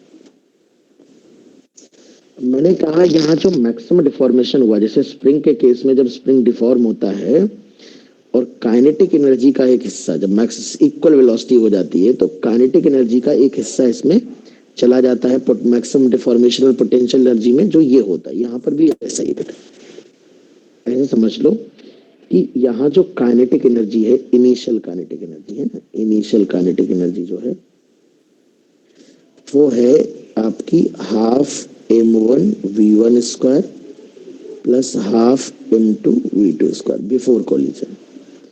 इस काइनेटिक एनर्जी को मैं 2 हिस्सों में लिख सकता हूँ। Kinetic energy of system relative to centre of mass plus kinetic energy of centre of mass relative to ground. अब सेंटर ऑफ मास की काइनेटिक एनर्जी जो होगी, ये वाली जो काइनेटिक एनर्जी होती है 2 बॉडी सिस्टम के लिए, ये होती है half mu v relative square, और ये तो half total mass into velocity of centre of मास का स्क्वायर। अब आप यहाँ ये देखो बेटा, जब ये 2 बॉडी कोलाइड करेंगी तो ये पार्ट चेंज नहीं होगा, क्योंकि सेंटर ऑफ मास की वेलोसिटी चेंज नहीं होगी, क्योंकि मोमेंटम चेंज नहीं होगा बेटा, है ना, मोमेंटम, क्योंकि ये इंटरनल फोर्सेस हो गए पूरे सिस्टम के लिए, एक्सटर्नल फोर्स नहीं है। तो केवल और केवल यही एनर्जी जो काइनेटिक एनर्जी सिस्टम की सेंटर ऑफ मास के फ्रेम में होती है बेटा, वही डिफॉर्मेशन के फॉर्म में स्टोर हो जाती है। यानी यहाँ पर जो काइनेटिक एनर्जी होती है बेटा वो मिनिमम होती है, वो half m1 plus m2 into V square के बराबर होती है। और यहाँ बच्चों मैक्सिमम डिफॉर्मेशनल चूंकि यहाँ पर मैं आपको बता दूं velocity of centre mass he v के बराबर होता है, मतलब यहाँ पर इस बॉडी की वेलोसिटी v होगी और यही v तुम देखोगे सेंटर मास की आएगी। यानी सेंटर मास के फ्रेम से देखने पर दोनों बॉडी की काइनेटिक एनर्जी जीरो नजर आएगी। सेंटर मास के रिलेटिव में सिस्टम की काइनेटिक एनर्जी यहाँ जीरो हो जाएगी। यानी ये सारी की सारी एनर्जी बेटा किस में कन्वर्ट हो जाएगी, चूंकि इनिशियली तो थी पहले ही, ये पोटेंशियल एनर्जी में कन्वर्ट हो जाएगी बेटा। तो मैक्सिमम डिफॉर्मेशनल पोटेंशियल एनर्जी जो होती है बेटा वो होती है डीपीई बोलते हैं पोटेंशियल एनर्जी। तो ये होती है बेटा equal to half mu V relative square. इतनी एनर्जी पोटेंशियल एनर्जी के फॉर्म में स्टोर होती है। अभी आगे की बात नहीं कर रहे हैं बेटा। तो दो बॉडी आई, एक दूसरे इतनी काइनेटिक एनर्जी थी जिसमें इसी काइनेटिक एनर्जी की वैल्यू इसके बराबर होगी। अगर आप लिखना चाहें, ये दूसरे ढंग से लिखना सिखाया था आप लोगों को। तो यहाँ पर बच्चों जो मैक्सिमम डिफॉर्मेशन की स्टेट होगी, इस वक्त बॉडी में अधिकतम पोटेंशियल एनर्जी स्टोर है, क्योंकि बॉडी मैक्सिमम पिच की हुई है, बहुत ध्यान समझना। तो मैक्सिमम डिफॉर्मेशनल पोटेंशियल एनर्जी वही होगी जो सेंटर ऑफ मास के फ्रेम में काइनेटिक एनर्जी थी, बिकॉज सेंटर ऑफ मास के फ्रेम में अभी दोनों बॉडी रेस्ट पे दिखाई पड़ेगी, बिकॉज दोनों की वेलोसिटी इक्वल है और वही सेंटर मास के भी इक्वल आएगी। अभी आपको देख लोगे। तो from the frame of reference of centre of mass the blocks will appear at rest. ठीक है, तो ये काइनेटिक एनर्जी खत्म हो जाएगी। अब ये कहीं ना कहीं तो कन्वर्ट होगी, तो ऑफ कोर्स ये पोटेंशियल एनर्जी में कन्वर्ट हुई है। सेंटर ऑफ मास की खुद की काइनेटिक एनर्जी पे कोई फर्क नहीं पड़ेगा, वही यहाँ पर बची हुई है और इसकी सेहत पे बच्चों कोई फर्क नहीं पड़ने वाला है, क्योंकि इसे चेंज करने के लिए हमें एक्सटर्नल फोर्सेस की आवश्यकता पड़ती है। तो ये अभी हमने सिर्फ डिफॉर्मेशन तक की बात करी। अब सुनो बहुत ध्यान से। कांटेक्ट में आने के बाद जब ये बॉडी डिफॉर्म होती, पिचक जाती हैं, पिचकने के बाद ये फिर रिकवर करती हैं यहाँ से। मतलब अब ये दोनों बॉडी अलग होंगी जब एक दूसरे से, तो ये जो पोटेंशियल एनर्जी के फॉर्म में स्टोर हुई है, ये लौट के वापस आएगी काइनेटिक एनर्जी के फॉर्म में। बहुत ध्यान से सुनना। ये V3 मान लेते हैं, ये V4 मान लेते हैं। तो अब ये डिपेंड करता है कि ये जो काइनेटिक एनर्जी का कुछ हिस्सा जो डिफॉर्मेशनल पोटेंशियल एनर्जी के फॉर्म में स्टोर हुआ था, ये जब दोनों बॉडी अब धीरे, भाई अभी तो एक दूसरे को पिचका रही हैं, पिचकाने के बाद दोनों एक दूसरे से अलग होंगी। तो जब ये दोनों एक दूसरे से अलग होंगी बेटा, तो कितने परसेंट पोटेंशियल एनर्जी को रिकवर कर लेंगी in the form of kinetic energy once again. तो अगर बेटा ये 100% रिकवर कर लेती है, मतलब ये जो डिफॉर्मेशनल पोटेंशियल एनर्जी स्टोर हुई थी, ये दोनों बॉडी अलग होते समय बॉडी अपना ओरिजिनल शेप और साइज रीगेन कर लेती हैं दोबारा से, और सारी की सारी डिफॉर्मेशनल पोटेंशियल एनर्जी फिर से काइनेटिक एनर्जी के फॉर्म में वापस लौट आती है। तो इस तरह के कोलिजन को हम परफेक्टली इलास्टिक कोलिजन कहते हैं। परफेक्टली इलास्टिक कोलिजन में ये पोटेंशियल एनर्जी जो सिस्टम में स्टोर होती है उसमें से कुछ भी लॉस नहीं होता। यानी कोलिजन के बाद की काइनेटिक एनर्जी, यहाँ लिख देता हूँ, final kinetic energy half m1v3 square plus half m2v4 square, ये बराबर होती है। तो इलास्टिक कोलिजन में बेटा इनिशियल काइनेटिक एनर्जी फाइनल के बराबर होती है, नो लॉस, 100% रिकवरी होती है बेटा। मतलब इवन यहाँ तक कि साउंड के फॉर्म में भी लॉस नहीं होती, इसलिए साउंड लेस कोलिजन होते हैं। साउंड लेस कोलिजन मतलब एक बॉडी दूसरे से टकराएगी, चुपके से पता भी नहीं चलेगा तुमको, ठीक है ना। साउंड लेस कोलिजन होते हैं, इसलिए तो आइडियल कोलिजन है। 100% इलास्टिक कहाँ कोई होता ही नहीं है, ठीक है ना। तो साउंड लेस कोलिजन होते हैं, तो कोई काइनेटिक एनर्जी में बेटा लॉस नहीं होता। यानी जितनी डिफॉर्मेशनल पोटेंशियल एनर्जी स्टोर हुई थी वो आपकी सारी की सारी वापस लौट आएगी और कोई भी पोटेंशियल एनर्जी लॉस नहीं होगी। अब आप कुछ बच्चे कहते हैं सर लॉस का क्या मतलब। ऐसे कल्पना करो, एक स्प्रिंग लो, स्प्रिंग को तुम दबाओगे, जब स्प्रिंग को बच्चों दबाओगे, अबे आवाज सुनाई पड़ रही है मेरी? सन्नाटे में बैठे हो सबके सब? Yes sir. ध्यान सुनना, सुनो। स्प्रिंग को जैसे तुमने दबाया, अब स्प्रिंग को जब तुम दबाते हो तो उसमें पोटेंशियल एनर्जी स्टोर होती। पोटेंशियल एनर्जी, अब सुनना, अगर वो पोटेंशियल एनर्जी के फॉर्म में है, जैसे हाथ हटाओगे तो स्प्रिंग रिबाउंड करेगा। बेटा पोटेंशियल एनर्जी होती है कैपेसिटी ऑफ, भाई बॉडी की अवस्था ऐसी है कि जैसे छोड़ोगे बॉडी वर्क डन करेगी। लेकिन अब कल्पना करो अगर स्प्रिंग को तुमने 5 सेंटीमीटर दबाया, 5 मिनट होल्ड रखा वही हाथ को, अब फिर हाथ हटाया, स्प्रिंग रिबाउंड ही नहीं किया, स्प्रिंग पिचका का पिचका ही रह गया। इसका मतलब स्प्रिंग के पास जो एनर्जी थी वो पोटेंशियल एनर्जी के फॉर्म में नहीं है, वो लॉस हो गई बेटा, वो हीट में कन्वर्ट हो गई होगी या किसी दूसरी एनर्जी में लॉस हो गई होगी बेटा। क्योंकि अगर पोटेंशियल एनर्जी के फॉर्म में होती तो बॉडी तुरंत खटाक से स्प्रिंग रिबाउंड कर देता। क्या मेरी बात समझ में आ रही? और ऐसा अक्सर देखा गया, अगर तुम किसी मोटे स्प्रिंग को ले लो, जायंट स्प्रिंग को, उसको तुम अगर 10 सेंटीमीटर दबा के रखो फिर छोड़ो तो 9 सेंटीमीटर वापस आएगा, 1 सेंटीमीटर तब भी परमानेंट कंप्रेशन रह जाएगा उसमें। फिर भले थोड़ी देर बाद उसको सीधा करो, खींच खाच के बराबर कर दो। इसे कहते हैं कि अगर 10 सेंटीमीटर दबाए थे पर 9 सेंटीमीटर रिबाउंड करा, 1 सेंटीमीटर रिबाउंड रह गया, तो इसका मतलब संपूर्ण पोटेंशियल एनर्जी रिकवर नहीं हुई, यानी कुछ न कुछ पोटेंशियल एनर्जी के फॉर्म में रहा ही नहीं होगा, लॉस हो गया होगा। इसी प्रकार से रबड़ की बॉल लो, रबड़ की बॉल को अगर तुम दबा रहे हो, दबाने के बाद छोड़ो और वो वापस आ जाए वहीं पे, इसका मतलब वो जो दबने पे एनर्जी थी वो पोटेंशियल के फॉर्म में ही थी, इसलिए लौट आई फट से, रिबाउंड कर गई, कैपेसिटी थी उसके अंदर। लेकिन मानो बॉल को तुमने दबाया और दबाने के, जैसे मान लो तुम वो लो बॉडी, एक चिकनी मिट्टी, वो गीली मिट्टी की बॉडी लो और गीली मिट्टी की बॉडी का शेप पिचका दो, उसको शेप में चेंज कर दो, वो रिकवर करती ही नहीं है तुम्हारी। तो इसी तरह से जब किसी बॉडी को तुम डिफॉर्म करते हो और मान लो उसके अंदर जो एनर्जी भले पोटेंशियल एनर्जी के फॉर्म में स्टोर हुई थी जब तुमने उसको दबाया था, लेकिन जब उसको छोड़ा तुमने वो बॉडी रिबाउंड नहीं करी। रिबाउंड नहीं करने का ये मतलब हुआ कि उसमें जो एनर्जी मौजूद थी वो पोटेंशियल एनर्जी किसी दूसरी एनर्जी में कन्वर्ट हो गई, वो पोटेंशियल के फॉर्म में रही नहीं, वो हीट में लॉस हो गई, वो अदर उसमें लॉस हो गई।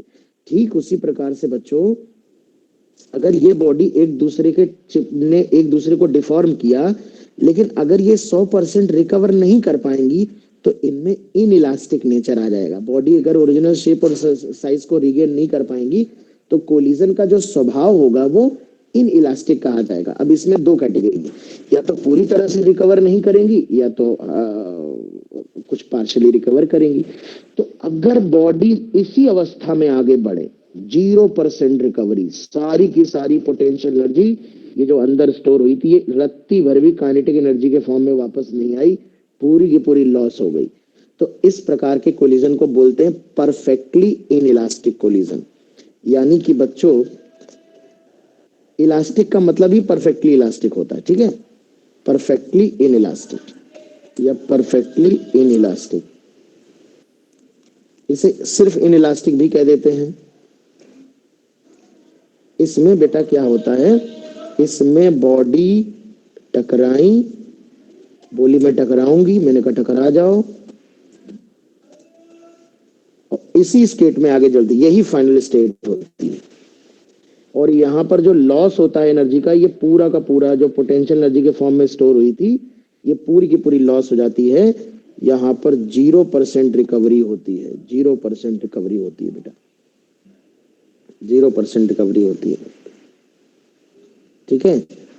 तो यहाँ पर सब मैक्सिमम लॉस होता है, मैक्सिमम लॉस होता है, और ये मैक्सिमम लॉस कितना होता है, इसके बराबर होता है। म्यू तो आप समझ ही रहे होगे, mu m1 m2 by m1 plus m2 होता है। तो इस केस में क्या होता है कि बॉडी मैक्सिमम डिफॉर्म्ड स्टेट से ही आगे बढ़ती है, यहाँ के बाद रिकवरी नहीं होती, यानी जितनी भी पोटेंशियल एनर्जी स्टोर हुई थी सब अंदर हीट वीट के फॉर्म में लॉस हो जाती है। लेकिन ये भी अपने आप में एक आइडियल कॉन्सेप्ट है। इसके बाद आता है पार्शियली इलास्टिक, मतलब थोड़ा स्वभाव इलास्टिक है, थोड़ा इनइलास्टिक है, तो पार्शियली इनइलास्टिक भी कह सकते हो। ग्लास आधा भरा है तो आधा खाली भी तो है बेटा। एक सेकंड बेटा, बहुत देर से चाय मेरी रखी, थोड़ी कर लेता हूँ, तब तक तुम ऊपर से नजर मारो, है ना, मैं ऊपर से दिखा देता हूँ तुमको। बस एक चाय और एक ब्रेड खा लेता हूँ, ऊपर से देख लो कोलिजन। यहाँ से मैं पन्ने आगे बढ़ाता जा रहा हूँ, 5 मिनट का ब्रेक लूंगा बस, 5 मिनट में 2 मिनट कोई चला ना जाना छोड़ के। हम केवल ये 2 ये 2 भी कहाँ है, 4 है।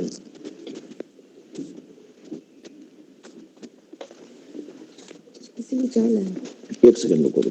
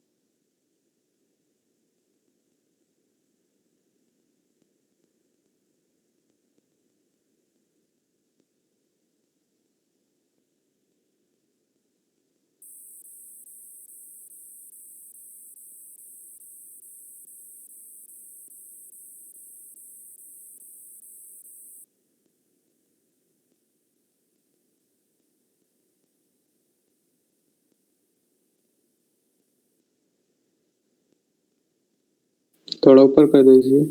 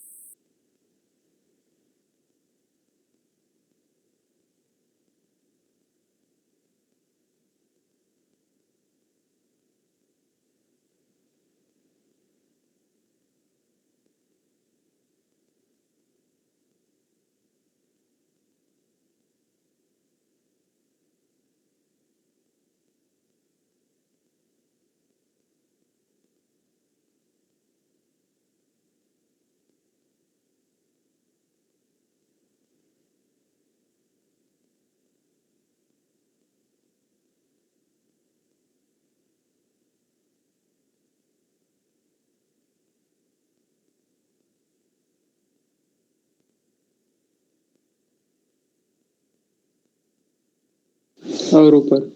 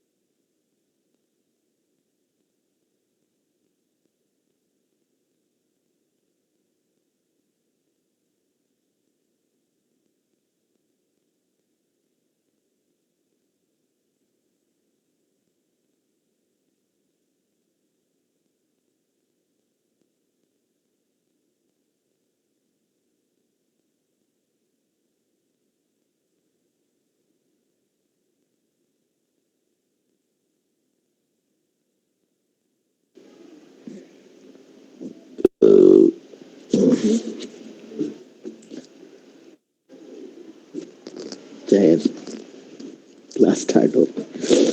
ओके बच्चों, welcome back to the discussion. तो हमने बेसिकली ये देख लिया कि रिकवरी के आधार पर 3 तरह का कोलिजन है।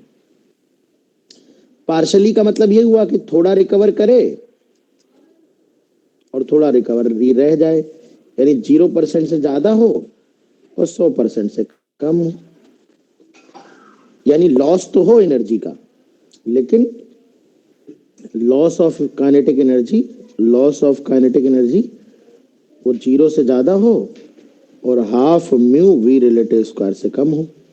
अभी आगे बताएंगे।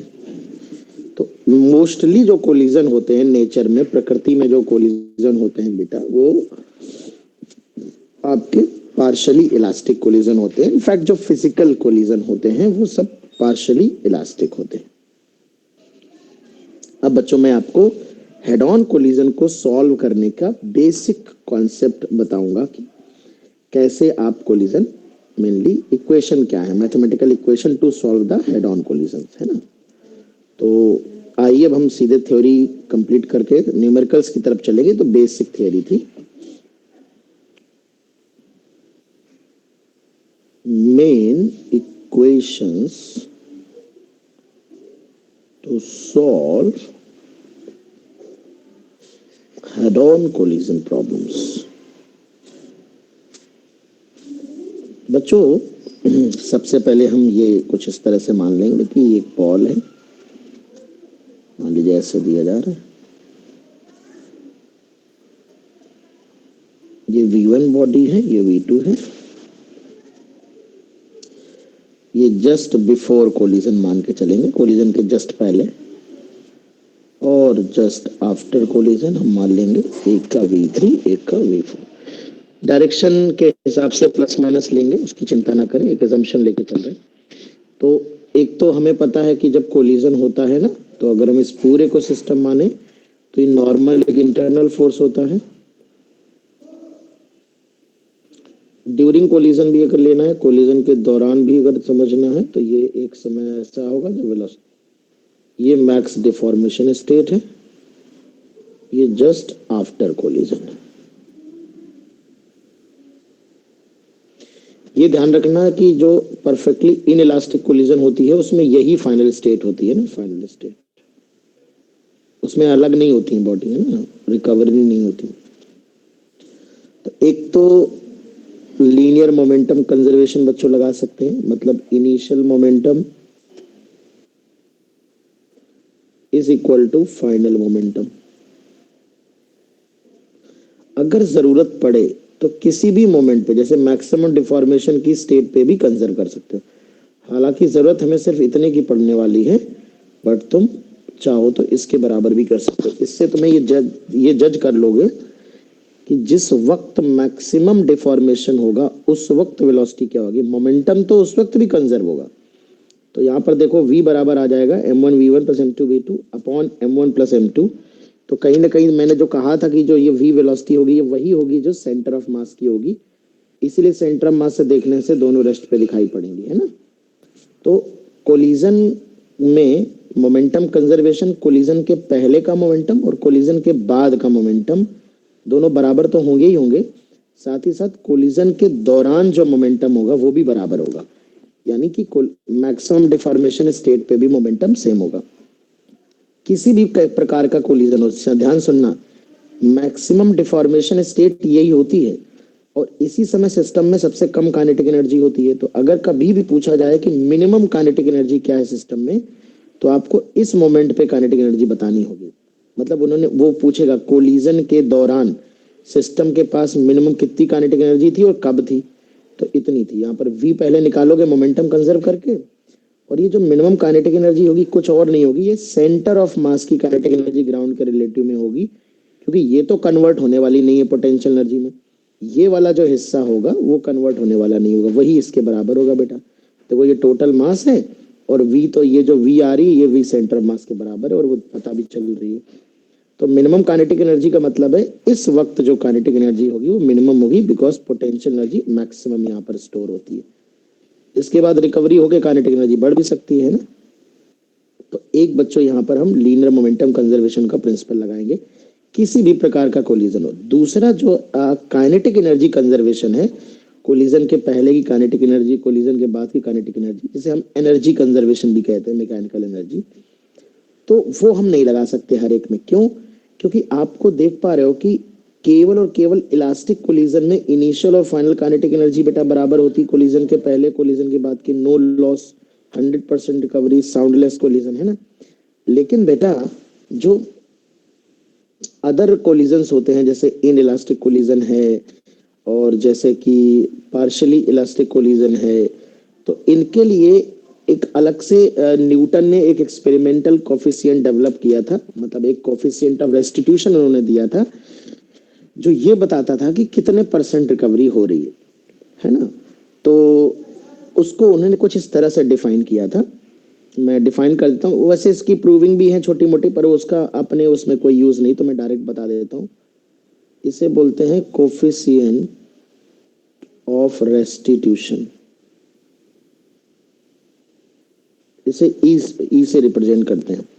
ये हमेशा अलोंग कॉमन नॉर्मल लगाई जाती है, मतलब लाइन ऑफ इम्पैक्ट के अलोंग लगाई जाती है, अलोंग लाइन ऑफ इम्पैक्ट हमेशा अप्लाई करी जाती है। तो इसको बच्चों, इसका फॉर्मूला होता है relative speed of separation after collision, relative speed of separation of collision के बाद जो दो बॉडी सेपरेट हो रही होंगी तो उनकी रिलेटिव स्पीड क्या होगी, और रिलेटिव स्पीड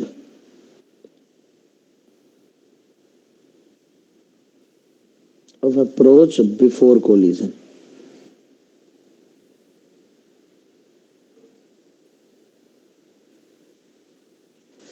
तो अगर मैं इस फोटो के आधार पर बनाऊं, इस डायग्राम के आधार पे, तो देखो कोलिजन से पहले तो पक्का बात है कि v1 v2 से बड़ा होगा, तो कोलिजन से पहले कोलिजन ही तभी होगा जब v1 बड़ा होगा v2। इस फोटो के आधार पे बता रहा हूं, तो सेम डायरेक्शन में है तो लिखेंगे v1 माइनस v2, अगर अपोजिट डायरेक्शन में होता तो v1 प्लस v2 लिखते हैं ना। इसलिए सेपरेशन में तो पक्की बात है टक्कर हो रही है, तो v4 बड़ा होगा v3 से, अभी वरना दोबारा टक्कर हो जाएगी, तो टकराने के बाद तो आगे वाली बॉडी तेज दौड़ेगी ना, तो v4 माइनस v3 लिखेंगे, सेम डायरेक्शन में है तो रिलेटिव स्पीड, स्पीड लिखा है मैंने, शब्द स्पीड शब्द का प्रयोग किया है, इसका मतलब हमें पॉजिटिव रखना है ना। तो v4 माइनस v3, ये रटना नहीं है फॉर्मूला, ये याद रखना है, ठीक है, ये तो बदलता रहेगा, और v1 माइनस v2 हो जाएगा। तो ये दो इक्वेशन बच्चों अप्लाई होती, एक तो लीनियर मोमेंटम कंजर्वेशन बच्चों हम अप्लाई करेंगे, और एक कोफिशिएंट ऑफ रेस्टिट्यूशन हम अप्लाई करेंगे, कोफिशिएंट ऑफ रेस्टिट्यूशन।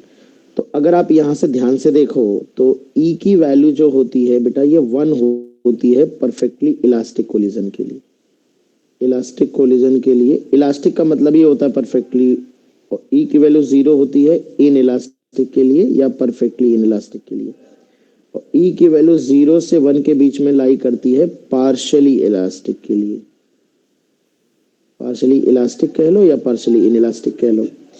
तो आप खुद देख सकते हो कि v3 v4 क्या है, कोलिजन के बाद दोनों ब्लॉक की वेलोसिटी, अगर v3 v4 बराबर हो तो न्यूमरेटर 0 हो जाएगा, तो E की वैल्यू 0 आएगी। तो आप अंडरस्टूड है, देखो जरा मैं दिखाता हूँ, कोलिजन के बाद दोनों की वेलोसिटी सेम होती है, किसमें, परफेक्टली इन इलास्टिक कोलिजन में, तो दोनों की वेलोसिटी v3 v4 वैसे बराबर होगी, तो आप देख सकते हो E की वैल्यू 0 आएगी यहाँ पर, ठीक है। और कोलिजन जब इलास्टिक होता है तो ये आप आसानी से प्रूव कर सकते हो, v4 minus v3 is equal to v1 minus v2, कैसे, एक मोमेंटम कंजर्वेशन की इक्वेशन लगाओगे और एक kinetic energy conservation, elastic collision में काइनेटिक एनर्जी कंजर्वेशन भी होती है, before and after collision kinetic energy conserve रहेगी।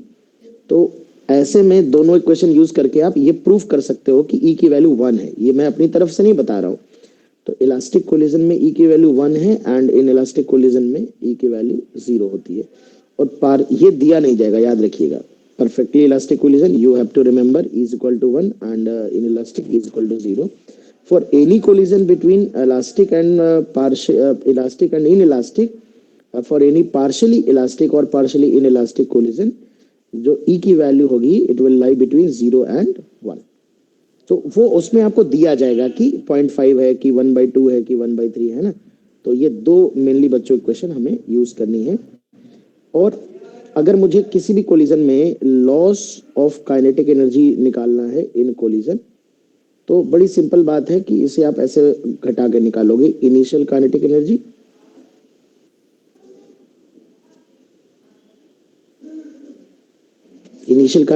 ज्यादा होगी और half m1v3 square plus half m2v4 square. तो इसको जब आप सिंप्लीफाई करते हो तो इसका एक सिंपल रिजल्ट आता है जो आप याद रखो बेटा, है ना, याद रखो 1 - e² आता है।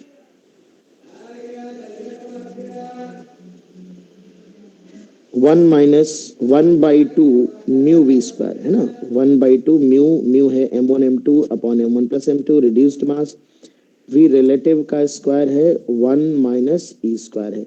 ई रेस्टिट्यूशन है। तो आप देख सकते हो कि ई की वैल्यू जब 0 होगी परफेक्टली इनइलास्टिक कोलिजन में, तो यहाँ पर ये वाला टर्म 1 हो जाएगा और ये मैक्सिमम लॉस होगा। और आप समझते भी हो कि ये पूरा का पूरा डिफॉर्मेशनल पोटेंशियल एनर्जी लॉस हो जाता है। और जब ई की वैल्यू 1 होती है तो 1 - 1 तो 0 हो जाएगा ये और कोई लॉस नहीं होगा। वो इलास्टिक कोलिजन में हमारी एनर्जी लॉस नहीं होती। तो मोमेंटम कंजर्वेशन तो सभी प्रकार के कोलिजन में वैलिड होगा, एनर्जी कंजर्वेशन केवल इलास्टिक कोलिजन में होगा। इसलिए हम दूसरी इक्वेशन एनर्जी कंजर्वेशन ना लगा के रेस्टिट्यूशन की लगाया करेंगे, ताकि हमारा किसी भी कोलिजन में हमें यही दो इक्वेशन अप्लाई करनी पड़े, है ना। और इससे ये भी फायदा होगा कि एक तो ये सभी तरह के कोलिजन में वैलिड होगी, दूसरी तरह लीनियर इक्वेशन होगी। मान लो इलास्टिक कोलिजन भी पूछता है बेटा, तो एनर्जी कंजर्वेशन अप्लाई करने की बजाय ई की वैल्यू 1 अप्लाई करिए यहाँ पर और आसानी से सॉल्व हो जाएगा, है ना। तो चलिए अब हम लोग प्रॉब्लम से स्टार्ट करते हैं, कहानी शुरू करते हैं, क्वेश्चन शुरू करते हैं। आइए, जितनी थियरी मुझे एक्सप्लेन करनी थी मैंने सारी एक्सप्लेन कर दी। अब जो बातें होंगी वो सवाल में होंगी।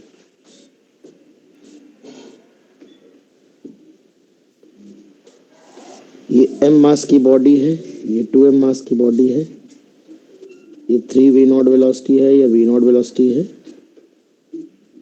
चलो इलास्टिक कोलिजन करा लेते हैं। चलो e की वैल्यू 1/2 रख लेते हैं। Find out speeds after collision.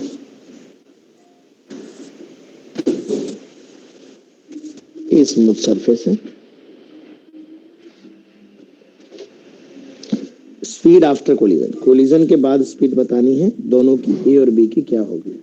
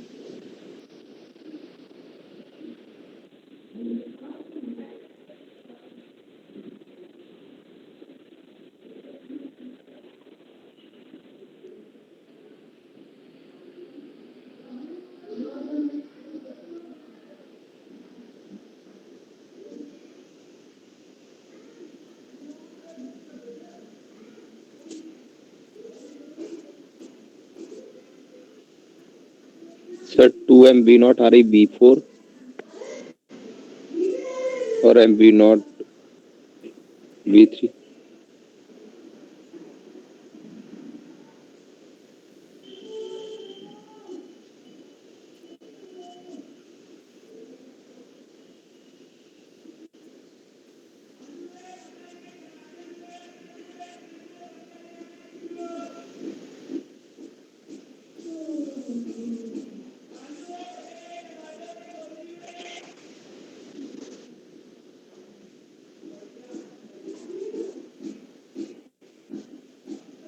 To V naught और V नॉट आ रही सर।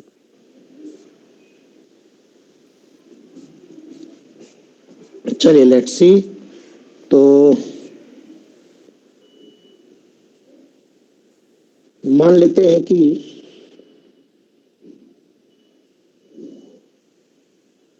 इसकी वेलोसिटी v3 है, तो सिंपल एक मोमेंटम कंजर्वेशन लगाएंगे। अब इसके क्वेश्चंस तो हम शुरू करेंगे करना। दोनों के मोमेंटम राइट डायरेक्शन में है, 2m v4। ये बेटा मोमेंटम कंजर्वेशन है, तो ये 5v नॉट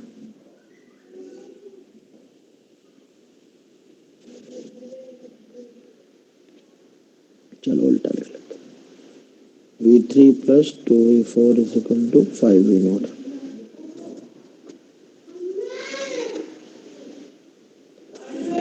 सब्स्टिट्यूशन लगाते हैं। E is equal to 1/2।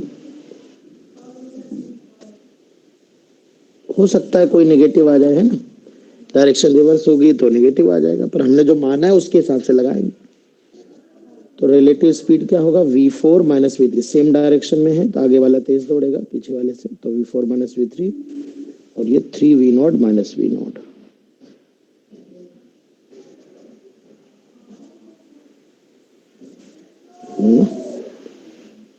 दोनों को जोड़ देते हैं, v3 कैंसिल आउट हो जाएगा, 3v4 is equal to 6v not.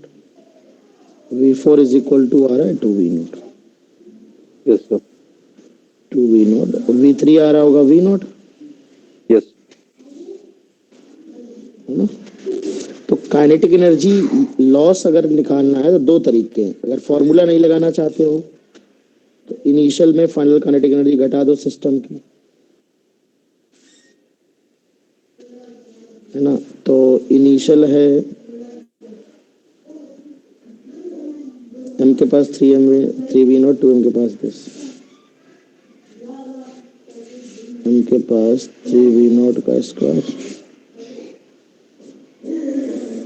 2m के पास v not square. Initial kinetic energy है, फाइनल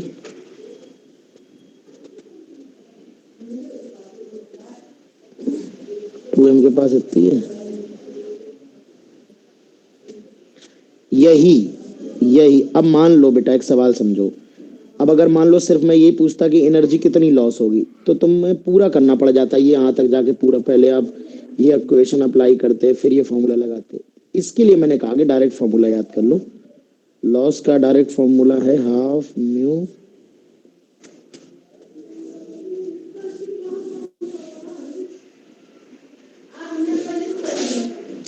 तो देखो काइनेटिक एनर्जी में लॉस जो आ रहा है डेल्टा के,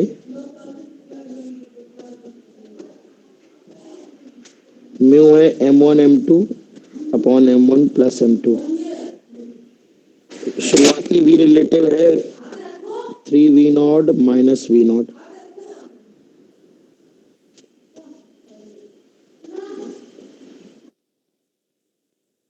वन माइनस ई स्क्वायर है 1/4। एक लाइन में आंसर आ जाएगा। बिना मोमेंटम कंजर्वेशन किए आप कैलकुलेट कर सकते हो उसको, है ना।